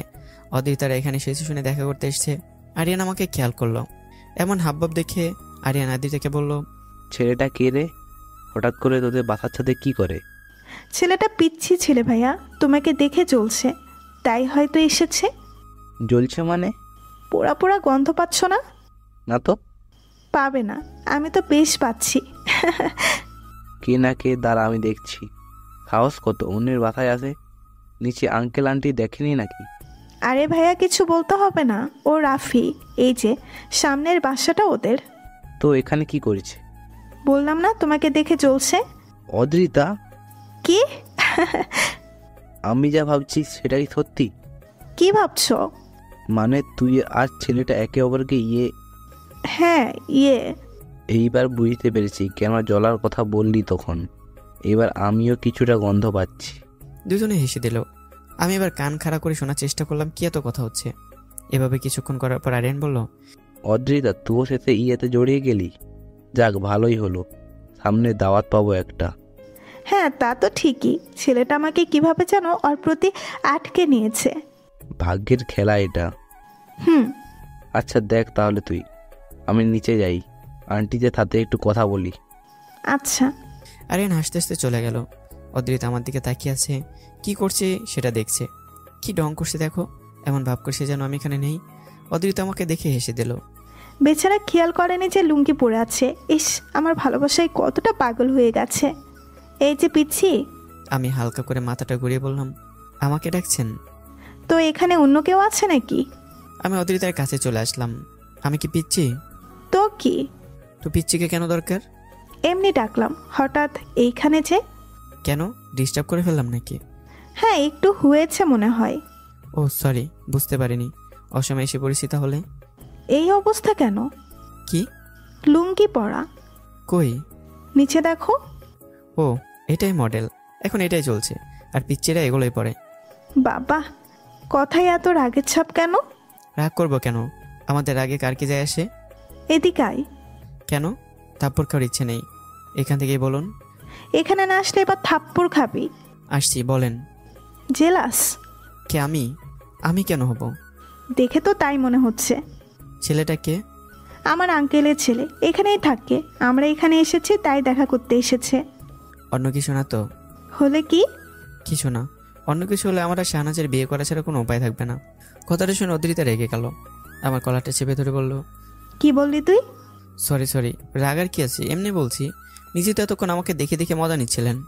তো তোর কি? আর একবার এ কথা মুখে আনবি তো গালের নকশা পাল্টে ফেলবো। পারেন তো খালি এইটা, আর কিছু পারেন না? মানে কি বলতে চাইছিস? আমি কিছুই পারি না? না। কি পারতে হবে শুনি? থাক, কিছু না। ও, একটা কথা বলার ছিল। কি? শাহনাজ মানে আমার খালাতো বোন ঝামেলা করে ফেলেছে। কিসের ঝামেলা? মানে বলছে যে ও নাকি আমাকে ভালোবাসে, আপনার সাথে কথা বলতে মানা করেছে। বাসায় হয়তো সবারই কাছে বলেও দেবে। রাফি, রাগ করছেন কেন? একটা কথা কান খুলে শোন। তোর মাথার চুল থেকে পা পর্যন্ত সবটুকু আমার। আর এই শরীরে যে মনটা আছে, এটাও আমার। ভুল করেও যদি এর ব্যতিক্রম ঘটেছে তো তোকে কুচি কুচি করে কেটে আমার বেডরুমে টাঙিয়ে রাখবো। আমি আমার ভালোবাসাটাকে 1 ইঞ্চিও কারো হতে দেব না। কানে গেছে? এত রেগে বলার কি আছে, ভালোবেসে বলা যায়। ভালোবাসা? পিচ্ছির আবার ভালোবাসা? আগে বড় হয়ে নাও শোনা। আমি এই কথা শুনে অদ্রিতাকে টান দিয়ে জড়িয়ে তুললাম। অদ্রিতা অবাক হয়ে গেল, আস্তে করে বলল, কি করছো? কেউ দেখে নেবে। ভয় পাই নাকি কাউকে? তাই নাকি? আমার আদর করতে ইচ্ছে করছে। এই, একদম না, এখানে একদম না। কেউ নেই তো, দেখবে না? না না, পরে। আচ্ছা, জাস্ট একটা কিস। রাফি, কেউ দেখে নেবে। ভালোবাসা ভয় পেলে চলবে না, আমার মতো সাহসী হতে হবে। আইসে আমার সাহসী প্রেমিক। আমি অদ্রিতার কোমর চেপে ধরলাম। অদ্রিতার আবেশে ঠোঁট চেপে ধরলাম। আমি হাত দিয়ে অদ্রিতার চুলগুলো কানের মাঝে গুঁজে দিলাম। অদ্রিতার ঘাড়ে হালকা করে একটা কিস করলাম। অদ্রিতা কেঁপে উঠল, শরীরটা যেন মাতাল হয়ে উঠেছে। সমস্ত শিহরণ যেন একসাথে জেগে উঠেছে আমার এই পাগলামোতে। অদ্রিতা বুঝতে পারলো আর বেশি দূর গেলে নিজেকে আটকে রাখতে পারবে না। এই জায়গাটাও সেভ না, কেউ না কেউ দেখে নেবে, পরে ঝামেলা হবে। অদ্রিতা নিজেকে সামলে বলে উঠল, আম্মু, আম্মু। আমি এক লাফে 10 হাত পেছনে এসে বললাম, আন্টি সরি, আমি আসলে এমনি। কথাগুলো বলে চারপাশে দেখলাম, আরে কই আন্টি? আমি বুঝতে পারলাম অদ্রিতা মজা করেছে। অদ্রিতার দিকে করুণ দৃষ্টিতে তাকালাম। কাছে এসে ন্যাকা সুরে বললাম, একটু প্লিজ। একদম না, অনেক হয়েছে। রাফি, তোমার স্পর্শ আমাকে পাগল করে তোলে, এটা তুমি বুঝতে পারো না?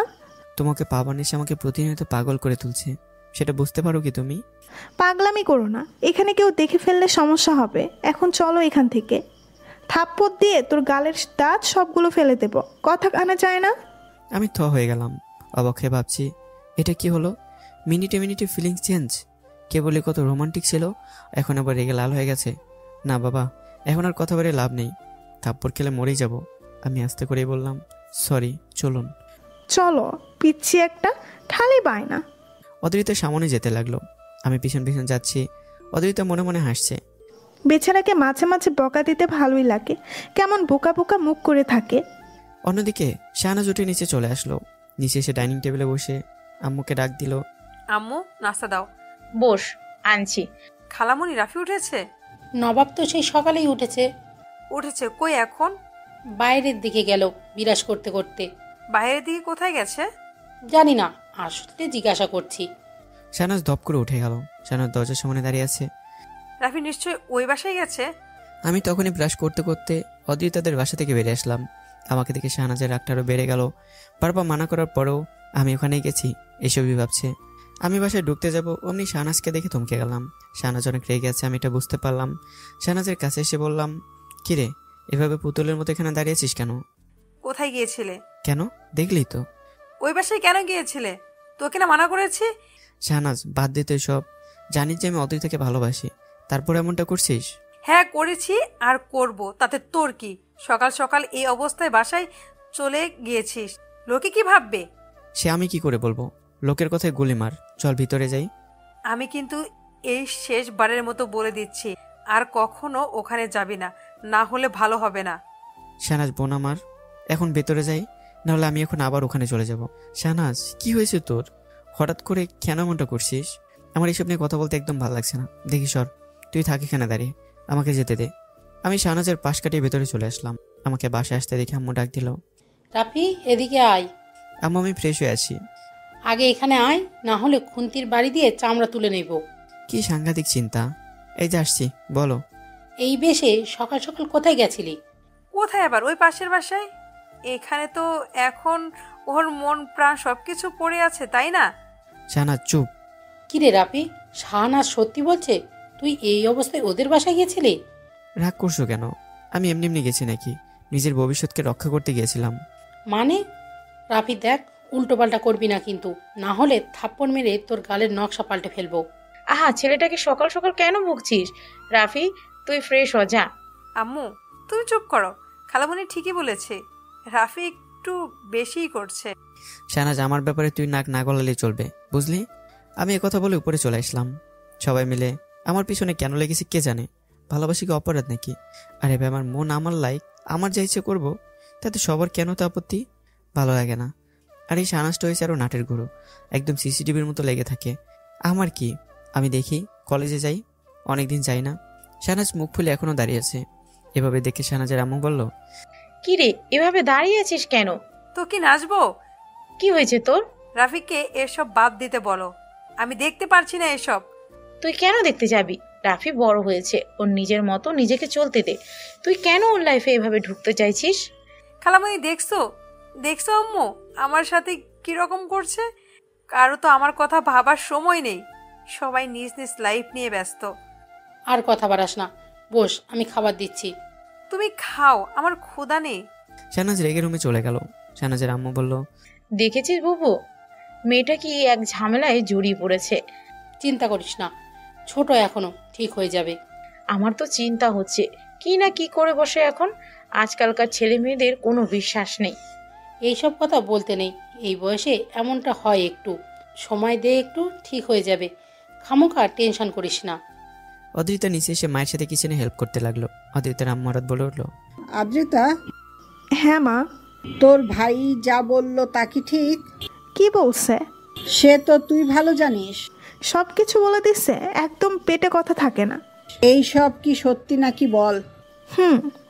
ভেবে চিনতে দেখেছিস? ছেলেটা তোর থেকে 2-3 বছরের ছোট হবে। আমি সিরিয়াস মা, আমার ওকেই লাগবে। বিয়ে করলে রাফিকেই করব।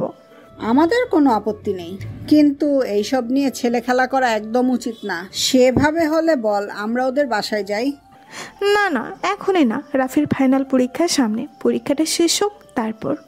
আচ্ছা ঠিক আছে, ততদিন না হয় ওয়েট করলাম। আমি তোর আব্বুর সাথে তাহলে কথা বলি। বলতে পারো। আচ্ছা আমাকে নাস্তা দাও, আমি ভার্সিটি যাব। বস, দিচ্ছি। আমি নাস্তা শেষ করে কলেজে চলে আসলাম। কলেজে আসতেই স্বামীর সঙ্গে দেখা। কিরে স্বামী, আর সবাই কই? সবাই তো কলেজে, খেলা আছে সেখানে গেছে। যাক বাবা, আমরা কি দোষ করলাম? চল যাইতে হলে। না না, আমি যেতে পারবো না, আমার কিছু কাজ আছে, কিছু পড়া নোট করতে হবে, সামনে পরীক্ষা।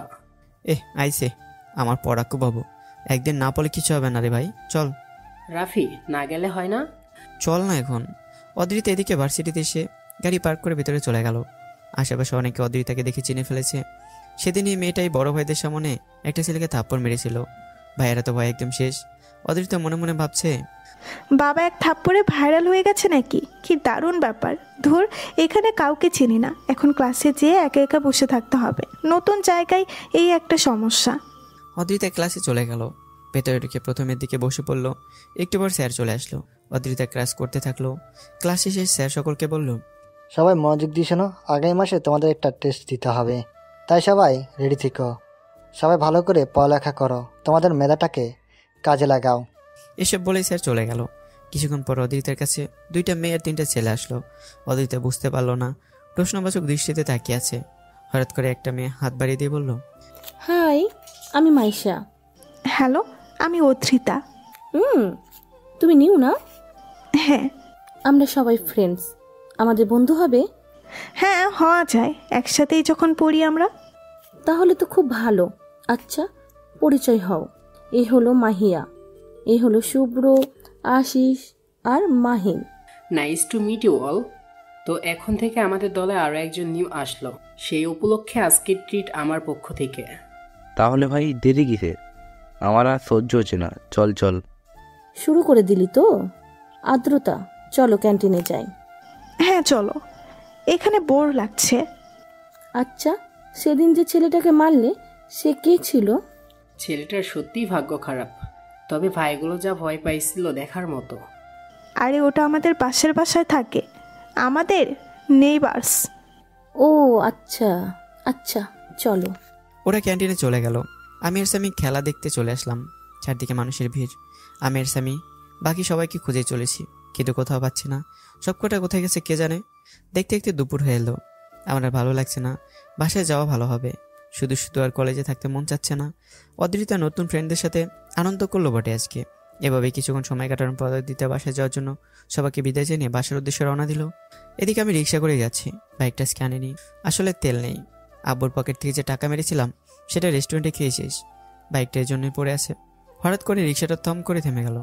আমি বুঝতে পারলাম কি ঘটেছে। বিরক্তের সামনে রিক্সায় বসে আছি। এই জ্যাম জিনিসটা খুবই বিরক্তকর। জ্যামে যে পড়েছে সে ছাড়া এই অনুভূতি কেউই বুঝবে না। সামনে তাকিয়ে দেখলাম সেই সুবিশাল একটা লম্বা জ্যাম। তাতে হেঁটে গেল আগে বাসায় পৌঁছে যাব। আমি রিক্সা থেকে নেমে ভাড়াটা দিয়ে হাঁটতে থাকলাম। আস্তে আস্তে হেঁটেই চলেছি। কেন জানি অদ্রিতার কথা খুব মনে আসছে বারবার। বাসায় যেতে ওর সাথে দেখা করব, কথা বলতে খুব ইচ্ছে করছে। রাগটা বেশ ভালোই লাগে, একটু রাগে আবার আদরও করে। বেশ রোমান্টিক ব্যাপার স্যাপার। ভাগ্য করে একটা মেয়ে পেয়েছি। ভাবতে মনটা নেচে নেচে উঠছে। ইস রাফি রে রাফি, কি কপাল রে তোর। ভালোবাসা, আদর, রাগ, অভিমান, সাথে সুন্দরী কিউট একটা আপু, একদমই ফ্রি। অদ্রিতাও জ্যামে আটকে গেছে আর ভাবছে কেন যে গাড়ি নিয়ে আসতে গেলাম, না আসলেই ভালো হতো। হেঁটেই বাসে চলে যেতাম। একা একাই জ্যামে বসে থাকতে ইচ্ছেই করছে না, একদম দম বন্ধ হয়ে আসছে। কি করবে এখন? সামনে যে বিশাল জ্যাম, তাতে 2-3 ঘন্টা তো আরামসে লাগবেই। সহ্য আর ধৈর্য কাকে বলে জ্যামে পর মানুষগুলোই ভালো জানে। অদ্রিতা আনমনে বাইরের দিকে তাকিয়ে আছে। হঠাৎ খেয়াল করলো আমার মতো কে যেন পাশ দিয়ে হেঁটে যাচ্ছে। অদ্রিতা দ্রুত মাথাটা বের করে দেখলো, হ্যাঁ আমি যাচ্ছিলাম এদিক দিয়ে। অদ্রিতার মুখে একটা সুবিশাল হাসি দেখা গেল, যেন আগে সে চাঁদ পেয়ে গেছে। অদ্রিতা গাড়ির ভেতর থেকে আমাকে ডাক দিল। আমার মনে হলো কেউ একজন ডাকছে, কিন্তু এখানে কে ডাকবে? আবারও মনে হলো ডাকলো। গাড়ির শব্দে বোঝাই যাচ্ছে না। আমি পিছনে তাকালাম, দেখলাম একটু দূরে গাড়ি থেকে মাথা বের করে কে যেন আমাকে ডাকছে হাত দিয়ে। আমি পেছনে এসে দেখলাম, আরে এটা তো আমার কলিজা, মানে আমার ভালোবাসার কৈতর। মনে হয় জ্যামে আটকে গেছে। হঠাৎ করে আমার মাথায় আসলো জ্যাম তো ছাড়তে অনেকক্ষণ লাগবে। বাহ, এই জ্যামটাও যে সময় মতো কাজের জিনিস তা আজকে বোঝা গেল। এখন অদ্রিতার সঙ্গে বসে বসে অনেকটা টাইম কাটাতে পারবো। সাথে যদি একটু আদর ফ্রি থাকে তাহলে তো আর কথাই নেই। ভালোবাসার মানুষটার কথা ভাবতে না ভাবতেই দেখা কি কপালস। আমি তাড়াতাড়ি কাছে চলে আসলাম। অদ্রিতার কাছে আসছে। অদ্রিতা বলল, কি ব্যাপার, কই গেছিলা? কলেজে, বাসায় যাচ্ছিলাম। তুমি কই গেছিলা? ওই আপনি করে বল, আমি তোর বড় না? পারবো না। ভেতরে আয়। কেন? আদর করব, আসো। ভেতরে আসতে বলছি না? রাগার কি আছে? বেচারা অবলা শিশু আমি। আমাকে ভালোবাসবেন না তো খালি রাগ করেন। আপনি করে বলছিস কেন? যাক বাবা, কে বললে যে? তুমি বললেও দোষ, আপনি বললেও দোষ, বলবোটা কি? আগে ভেতরে আয়। আচ্ছা। আমি ভেতরে চলে আসলাম। এসে বললাম, জ্যামটা মনে হয় তাড়াতাড়ি ছাড়বে না। তো কি হয়েছে? না এমনি। তোমার ভার্সিটি এত জলদি শেষ? হ্যাঁ, আজকে নতুন নতুন কটা ফ্রেন্ড হলো, তাদের সাথে আড্ডা দিয়ে চলে আসলাম। ছেলে না মেয়ে? কেন? না এমনি। ছেলে ফ্রেন্ড? মেয়ে ছিল না, ছেলে ফ্রেন্ডের কি দরকার? কেন, হলে কি হয়? না কিছু না, বেশি ক্লোজ হওয়ার দরকার নেই। কেন? জানি না, এমনি বললাম। আজকাল কার উপর বিশ্বাস নেই। তাই? আমার উপর আছে নাকি নেই? না সেটা আছে, ভালোবাসা বিশ্বাস থাকাটা আবশ্যক। আমাকে এতটা ভালোবাসিস? সন্দেহ আছে? না, থাকতেও পারে, কে জানে। খালাতো বোনের পাল্লায় আবার পড়ে যাস কখন। ছেলেদের বলে তো বিশ্বাস নেই। আমার ভালোবাসা একদম পিওর, খাঁটি, একদমই খাঁটি। খাটি না, অভিনয়ের বাটি কে জানে। ঝগড়া করছো কেন? শুধু শুধু ঝগড়া? কি আমি ঝগড়া করি? না তা না, ওই আর কি। নাম গাড়ি থেকে নাম। কেন? কেন মানে আমি ঝগড়া করি তো, তাহলে আমার সাথে কেন থাকবি? নাম। এরে রেগে গেছে, কি করি এখন? ভুল বুঝছো, আমি ওটা মিন করিনি। আমি বুঝেছি, আর বুঝাতে হবে না। কচু বুঝেছো? আমার কথার ইনসাল্ট করছিস সবার, কুত্তা। নাম বলছি। না নামবো না। মার খাবি এখন। তারপরের অভ্যাস হয়ে গেছে, মারেন, সমস্যা নেই। চিল্লাবো কিন্তু, লোকজন এসে পিটিয়ে ফটকা বানিয়ে উড়াবে। দিন, ভালোবাসার মানুষকে মার খেয়ে যদি আপনার মনে শান্তি মেলে তাহলে আমি রেডি। নামবি না? না নামবো না। অদিতের মুখের কাছে মুখে নিয়ে বললাম, এই কি হচ্ছে এসব? কি দূরে দূরে থাক। ভয় করছে? আমি কেন ভয় পাবো? তাহলে দূরে থাক বলছি। আসছে ভয় দেখাতে, পিচ্ছি ছেলে একটা।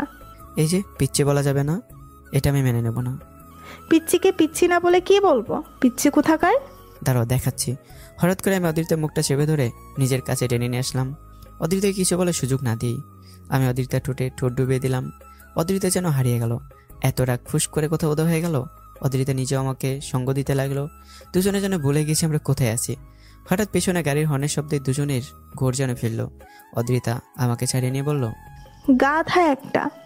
যাক বাবা, আমি আবার কি করলাম? কানের ঘুরাই একটা দেবো না যে বিটিভির মতো খালি ঝিরঝির করবি? দেখছিস না এটা পাবলিক প্লেস, এখানে এসব করতে কে বলেছে? নিজেও তো তাল দিলেন, কই মানা করেনি তো। আমি মানা করতে যাবো কেন? তুই কিস করছিস, সো মানা তোর করা উচিত। আমি না মাঝে মাঝে কনফিউজড হয়ে যাই। কেন? এই যে কখন রাগেন, কখন মুড ভালো থাকে, কখন রোমান্টিক, কখন কিভাবে হয়, একদমই মাথায় খেলে না। আমাকে ভালোবাসিস না? হ্যাঁ। তাহলে কেন বুঝতে পারবি না? থাক, এটা নিয়ে আবার রাগ করার দরকার নেই, শিখে যাবো, আস্তে আস্তে শিখে যাবো। হয়েছে, নবাব আসছে, আমার মনের খবর জানে না, এখন আসছে ভালোবাসতে। পেছন থেকে অনেক হর্ন দিচ্ছে তো, সামনে যান। ও তাই তো। আমি আর অদৃষ্টা দুজনে এভাবেই খুনসুটি করতে করতে যেতে লাগলাম। অন্যদিকে শাহনাজ বসে বসে টিভি দেখছিল। বাসায় আমাকে এতক্ষণ না দেখে শাহনাজের কেমন যেন অস্থির অস্থির লাগছে। পাশে আমার আম্মু বসেছিল। শাহনাজ বলল, খালামণি, রাফি কখন আসবে? কেন? এমনি, বাসায় একা একা বোর লাগছে, ভেবেছিলাম শপিং এ করতে যাব, এখন বাসায় এলো না যে। ওর দেরি হলে তুই জানা, বাসায় তো গাড়ি আছে, নিয়ে যা। না খালা, আমি ওকে নিয়েই যাব, দেখি কখন আসে। দেখো কোথায় আড্ডা মেরে বেড়াচ্ছে। আচ্ছা তাহলে অপেক্ষা কর, নবাবের আসার তো কোনো বেল ব্রেক নেই।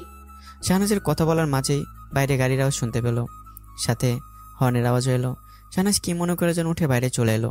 বাইরে এসে শাহনাজ অবাক হয়ে গেল। রাফি ওই গাড়িতে কি করছে? আর ওই মেয়েটার সাথে রাফি? কতবার মানা করলাম, দাঁড়া আজকে দেখাচ্ছে। মেয়েটাকে অপমান না করলে ঠিক হবে না, আজকে এমন অপমান করব না।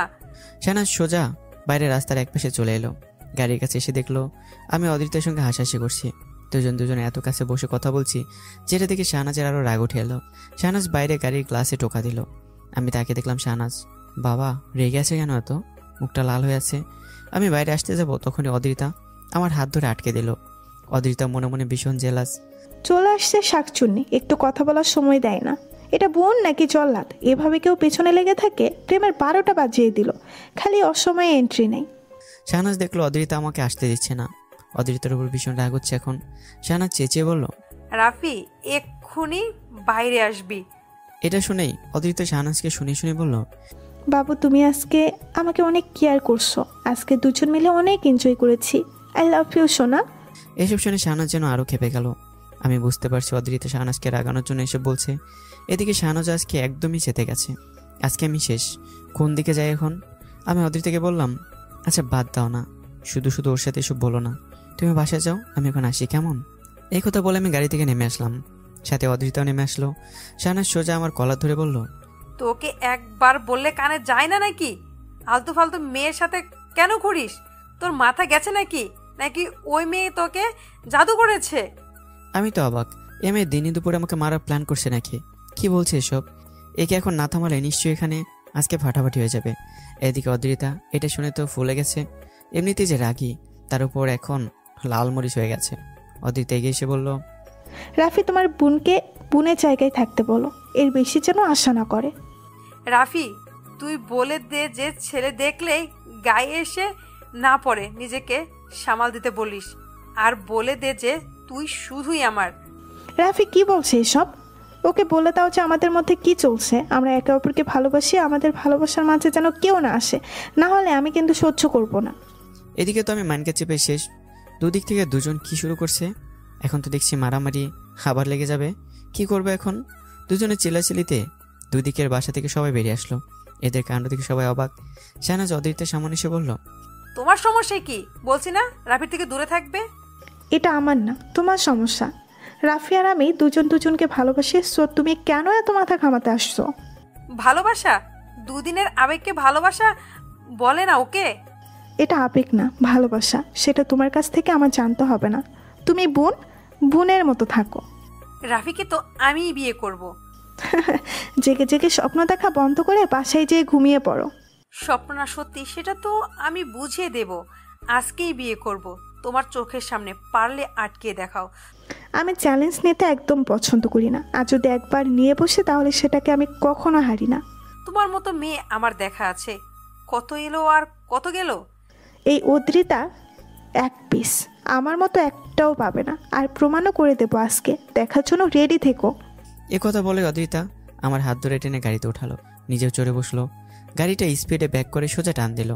আমি তো হয়ে আছি, সকলের সামনে যেন ঝড় বয়ে গেল। কি হলো এতক্ষণ? আমি তো শেষ। বাসায় গেলে তো জুতা পেটা করবে রে। আর এখনই বা কোথায় যাচ্ছ? আমি অদ্রিতের দিকে তাকালাম। ও শরীরে যেন আগুন জ্বলছে, সাপের মতো ফুসফুস করছে রাগে, মুখ লাল হয়ে আছে, ঘন ঘন নিঃশ্বাস নিচ্ছে। আমি কিছু বলার সাহস পাচ্ছি না, চুপ করে বসে আছি। শাহনাজ এদিকে আম্মুকে ডেকে বলল, খালামণি দেখছো মেয়েটা কি বললো এসব? আবার রাফিকে নিয়ে চলে গেল কোথায়? তুমি কিছুই বলবে না? শাহনাজ, কি এসব? বাসার বাইরে এসব কি শুরু করেছিস তোরা? ভেতরে আয় বলছি, মান সম্মান কিছুই রাখলি না। শাহনাজ, যা কথা বলার তা বাসায় এসে বলা যাবে, এখন ভেতরে এসো। খালামণি, আমি কিন্তু এসব মানতে পারবো না। আমি কিছু একটা করে বসবো। আজকেই রাফিকে সিদ্ধান্ত নিতে বলো, আমি আর কিছুই শুনতে চাই না। অদ্রিতার আম্মু আর আব্বু ভেতরে চলে গেল। বাসা ঢুকে অদ্রিতার আব্বু বলল, কি হচ্ছে এসব? নতুন এসেছি, মেয়েটা কি শুরু করেছে এসব? আমার তো ভীষণ ভয় হচ্ছে। সে তো আমারও হচ্ছে। তোমার মেয়ে যে রাগী, কখনো নিজের রাগকে সামলাতে পারে না। এখন কি থেকে কি করে বসে কে জানে। আদ্রিতা ছেলেটাকে নিয়ে এত সিরিয়াস হয়ে গেল, বুঝতে পারলাম না। তোমার মেয়ের চাহিদাই এমন, হুট করে মনে বসে যায়, আর যেটা মনে বসে যায় সেটা সে নিয়েই ছাড়ে। এটা আবার নতুন করে ভাবার কি আছে? কোথায় গেলে রাগ করবে? চিন্তা করো না, একা যায় নাই তো, সাথে ছেলেটাও আছে। আজে বাজে কিছু করবে না, কিন্তু কিছু একটা করবে, সেটাই বুঝতে পারছি না। উফ, মেয়েটা কি যে করে! আমাদের বললেই তো হতো, বিয়ে করলে আমরা করাতাম। তাই বলে এভাবে সকলের সামনে এইসব না ঘটালে হতো। আমি আর ভাবতে পারছি না, পারি না তোমার মেয়েকে নিয়ে। মেয়ে শুধু আমার বুঝি? তুমি আবার শুরু করলে, দূর থাকো তুমি, আমি রুমে গেলাম। বাসায় এসে শাহনাজ ধপ করে সোফায় বসে পড়ল। আম্মু বলল, কি রে শাহনাজ, কি এসব? সকলের সামনে এসব না করলে হতো না? খালামণি, তুমি এসব বলছো? দেখলে না মেয়েটা কি বললো? এতে ভুল কি বলছে? ওরা যদি দুজন দুজনকে আগে থেকেই পছন্দ করে, তাহলে আমরা শত চেষ্টা করেও কিছু করতে তো পারবো না। আম্মু, তুমিও, তোমরা সবাই ও মেয়ের পক্ষ নিচ্ছ? আমার কথা একবারও ভাবলে না? শাহনাজ মা আমার, দেখ এসব নিয়ে এখন একদম ভাবিস না। এখন এসব ভেবে কি হবে? রাফির যখন বিয়ে দেই তখন দেখা যাবে, এখন এসব বাদ দে, আমরা আছি তো। আমার তো ওই মেয়েটাকে একদম সহ্য হয় না, কিভাবে রাফির সাথে চিপকে থাকে। এখন কই গেল কে জানে, শয়তানি মেয়ে একটা। এদিকে অদ্রিতা শাসা করে গাড়ি চালাচ্ছে। আমি জড়সড় হয়ে বসে আছি। যে কোনো সময় এই জীবন ত্যাগ করা লাগতে পারে, যে স্পিডে চলছে গাড়ি। আমি আস্তে করে বললাম, অদ্রিতা। সে তো চুপ করে আছে। বলছি কি, থামো না, বসে কথা বলি। দেখো, রাগ করলে তো সব ঠিক হয়ে যাবে না। শুনছো আমার কথা? অদ্রিতা আমার দিকে তাকালো। আমি কিছুটা ভয় পেলাম। অদ্রিতা চোখ লাল হয়ে আছে, চোখ থেকে পানি পড়ছে। এমন রূপ আগে কখনো দেখিনি আমি। অনেকটা দূর চলে এসেছি, কেমন জানি ফাঁকা একটা জায়গা লাগছে। চারদিকে শুধু গাছপালা, দেখে মনে হচ্ছে আশেপাশে কোথাও নদী থাকতে পারে। আবহাওয়াটা আর পরিবেশটা সেটাই বলছে। ভাবতে না ভাবতে দেখলাম কিছু দূরে নদী, আশেপাশে জায়গাটা আরো কত ফাঁকা লাগছে। আমি দেখলাম অদ্রিতা গাড়ির স্পিড যেন কমার বদলে বেড়েই চলেছে। আমি এবার সত্যি টেনশনে পড়ে গেলাম। সাহস করে আমি হাত দিয়ে গাড়িটা নিজের হাতে নিয়ে অদ্রিতাকে থামতে বললাম। অদ্রিতা কোনো দিকে খেয়ালই করছে না, আমাকে ধাক্কা দিয়ে সরিয়ে দিল। আমি জোর করে অদ্রিতাকে সরিয়ে কোনো মতে গাড়িটা ব্রেক করলাম। সাথে সাথে গাড়ি থেকে চাবি বের করে পিছনে রেখে দিলাম। অদ্রিতা মুহূর্তের মাঝে আমাকে কষে একটা থাপ্পড় মারল। আমি ব্যথায় টাসকি খেয়ে আছি। অদ্রিতা গাড়ি থেকে নেমে গেল। সামনে কিছু দূরে নদী। আমি মনে মনে নানা দুশ্চিন্তা করতে থাকলাম। যে পরিমাণ রেগে আছে তাতে নদীতে না ফেলে দেয়। আমিও দ্রুত নেমে আসলাম। অদ্রিতা রাগ সামলাতে না পেরে জোরে জোরে চিল্লাতে লাগলো। আমি ওর মনের অবস্থাটা বুঝতে পারলাম। আমি পেছন থেকে গিয়ে অদ্রিতাকে জড়িয়ে ধরলাম। অদ্রিতা আমার কাছ থেকে ছাড়িয়ে নিতে চাইল নিজেকে, কিন্তু আমি আরও জোরে অদ্রিতাকে জড়িয়ে ধরলাম। এবার আর অদ্রিতা কিছু বললো না, ফুপে ফুপে কেঁদে চলেছে। আমার মনটাও খারাপ হয়ে গেল। আমি অদ্রিতাকে নিজের বুকের সাথে জড়িয়ে ধরে কানের কাছে মুখ নিয়ে আস্তে করে বললাম, এই পাগলি, কান্না করছো কেন? কি হয়েছে? কিছু না, কথা বলবে না আমার সাথে? এরকম করে আমার খারাপ লাগে, বুঝো না? কচু লাগে। খারাপ লাগলে তখন ওভাবে চুপ করে থাকতে না, কিছু বলতে সবার সামনে। ভালো কি আমি একাই বাসি নাকি? সরি, আর এমনটা হবে না। প্লিজ এভাবে কেঁদো না। আমি তোমাকে সত্যি অনেক ভালোবাসি। তোমাকে ছাড়া আমি অন্য কোনো মেয়ের কথা চিন্তাও করি না, আর হবেও না এমনটা কখনো। আমি তোমাকে অন্য কোনো মেয়ের সঙ্গে দেখতে পারবো না, আমার সহ্য হয় না। তোমাকে ছাড়া আমার চলবে না, বোঝো না সেটা? বুঝি তো, আমারও যে একই অবস্থা, ঠিক তোমার মতো। আমার এর আগে কেউ রোমান্টিক মেয়েটাকে লাগবে, একে ছাড়া আমি যে থাকতে পারবো না। তোমার বোনকে নিয়ে আমার ভয় হয়। কিসের ভয়? জানি না, তবে মনের মাঝে এক অজানা ভয় কাজ করে, যেটা বোঝানো সম্ভব না। আরে পাগলি, এত চিন্তা করতে হবে না। ও আমার শুধু বোন, এর থেকে বেশি কিছু না। হ্যাঁ, ও একটু ছেলে মানুষে বেশি করে। বোনের দিক থেকে আসলে অনেক ভালো। আসলে ছোট থেকে আমার সাথে বড় হয়েছে তো, এভাবে আমার সাথে হঠাৎ অন্য কাউকে দেখে মেনে নিতে পারছে না। সব ঠিক হয়ে যাবে। আমি এত কিছু জানি না, আমি তোমার হতে চাই। মানে? বিয়ে করব। কি বলো, মাথা ঠিক আছে? এখন বিয়ে? হ্যাঁ, আজকেই বিয়ে হবে। কিভাবে? কাজী অফিসে। তারপর? তারপর আর তোমার বোন কিছু করতে পারবে না, না হলে আমিও নিশ্চিন্তে থাকতে পারছি না। বাসা থেকে জানলে আমাকে তো জোটা পেটা করে বাসা থেকে বের করে দেবে। সমস্যা নেই, আমাদের বাসায় থাকবে। যখন বাসার সবার রাগ থেমে যাবে তখন ঠিক হয়ে যাবে। এমন আত্মঘাতী বুদ্ধি আসলো কি করে তোমার মাথায়? এত ফাজলামি না করে বলো, করবে কি না? না হলে আমি কিন্তু আর তোমাকে বিশ্বাস করতে পারবো না।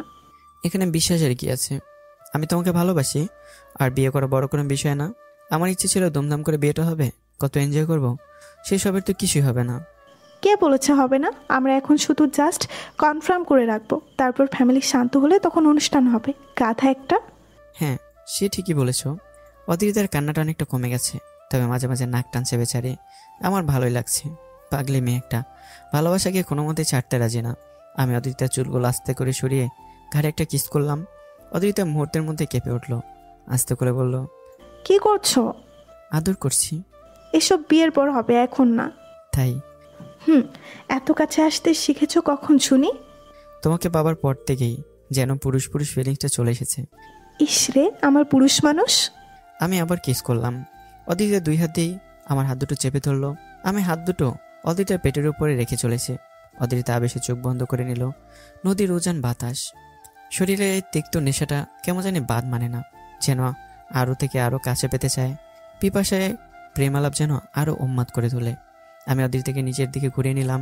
অদ্রিতা আমার চোখের দিকে তাকিয়ে আবার চোখ নিচে নামিয়ে নিল। আমি এক পলক তাকিয়ে আছি।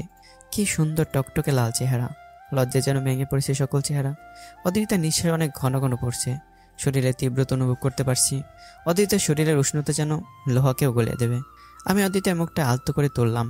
অদ্রিতা বুঝতে পারলো এবার আর আমাকে আটকানো যাবে না। আমার ঠোঁটের উপর স্থায়ী অধিকার জমা হয়ে গেছে, হয়তো এখনই ঝাঁপিয়ে পড়বে। অদ্রিতার ঠোঁটগুলো কেঁপে উঠছে শিহরণে। আমি অদ্রিতার কম্পিত ঠোঁট দেখে অবাক হয়ে গেলাম। কি পরিমাণ নেশা লুকিয়ে থাকে মেয়েদের ঠোঁটে, যেন সাগরের বুকে বেশি ওঠা একগুচ্ছ ঢেউ, যেন আমাকে ডুবে যেতে বলছে। আমি হাত দিয়ে অদ্রিতার কাপা ঠোঁটগুলো আস্তে করে ছুঁয়ে দিলাম। অদ্রিতা সহ্য করতে পারছে না, আমাকে অনুমতির বাসায় নিজের চোখ বন্ধ করে নিল। আমি বুঝতে পারলাম অদ্রিতা সঙ্গ চাইছে। আমি একটা মুচকে হাসি দিলাম। অদ্রিতাকে আরও নিজের বুকের সাথে চেপে ধরে ঠোঁটে ঠোঁট ডুবিয়ে দিলাম। অদ্রিতা হাত দিয়ে মাথা চেপে ধরে আছে, শরীরে ক্রমশ যেন মাতালে উঠছে। দুজনে হারিয়ে গেলাম গভীর নেশায়। এভাবেই কেটে গেল অনেক সময়। আমি অদ্রিতাকে জড়িয়ে ধরে আছি। অদ্রিতা আমার বুকে মাথা রেখে নিশ্চিন্তে আছে, যেন ওই বুকে জাদু আছে, আলাদা একটা শান্তি আছে। তখন আমি বললাম, বাসায় যাবে না? না। কেন? বিয়ে না করে যাচ্ছি না। বিয়ে করবো তো, প্রস্তুতি না লাগবে না? তুমি তোমার বন্ধুদের ফোন করে আসতে বলো, সবটা বলো ওদের, ওরা সব কিছু ম্যানেজ করে নেবে। হ্যাঁ, সেটা করা যায়। আচ্ছা, একটু পরে করো, এখন এভাবে থাকতে ইচ্ছে করছে আমার। পাগলি একটা, সারা জীবন পড়ে আছে তো। থাক, সারা জীবনেরটা পরে দেখা যাবে, এই মুহূর্তটা তো আর পাবো না। আমি আমার ভালোবাসাকে সব সময় অনুভব করতে চাই। বিয়ের পর আমি কোথায় থাকবো? কেন? না মানে আলাদা থাকবো নাকি একসাথে থাকবো? আলাদা থাকার জন্য বিয়ে করেছো নাকি? না মানে কখনো কোনো মেয়ের সাথে একসাথে থাকেনি তো, তাই কেমন কেমন যেন লাগছে। কুত্তা, আমি মনে হয় থেকেছি। তারপরও তুমি আমার থেকে বড় তো, আমি ছোট না। আইসে আমার ছোট, ঠিক সময় বিয়ে করলে আজকে 2-3টা বাচ্চার বাপ হয়ে যেত। আচ্ছা সমস্যা নেই, বিয়ের পর একটা ফুটবল টিম বানাবো, রেডি থেকো। আমি রেডি। দুজন দুজনকে শক্ত করে জড়িয়ে ধরলাম, যেন ভালোবাসা পূর্ণতা পেতে চলেছে। নদীর ঢেউগুলো যেন দুজনের মিলনের খুশিতে ব্যাকুল হয়ে উঠেছে। অদ্রিতা চোখ বুঝে নিল। আমি সামনের নদীটার দিকে তাকিয়ে ভাবলাম, জীবনে এত ভালোবাসার একটা মানুষ পেয়েছি, এর থেকে বেশি আর কি চাই?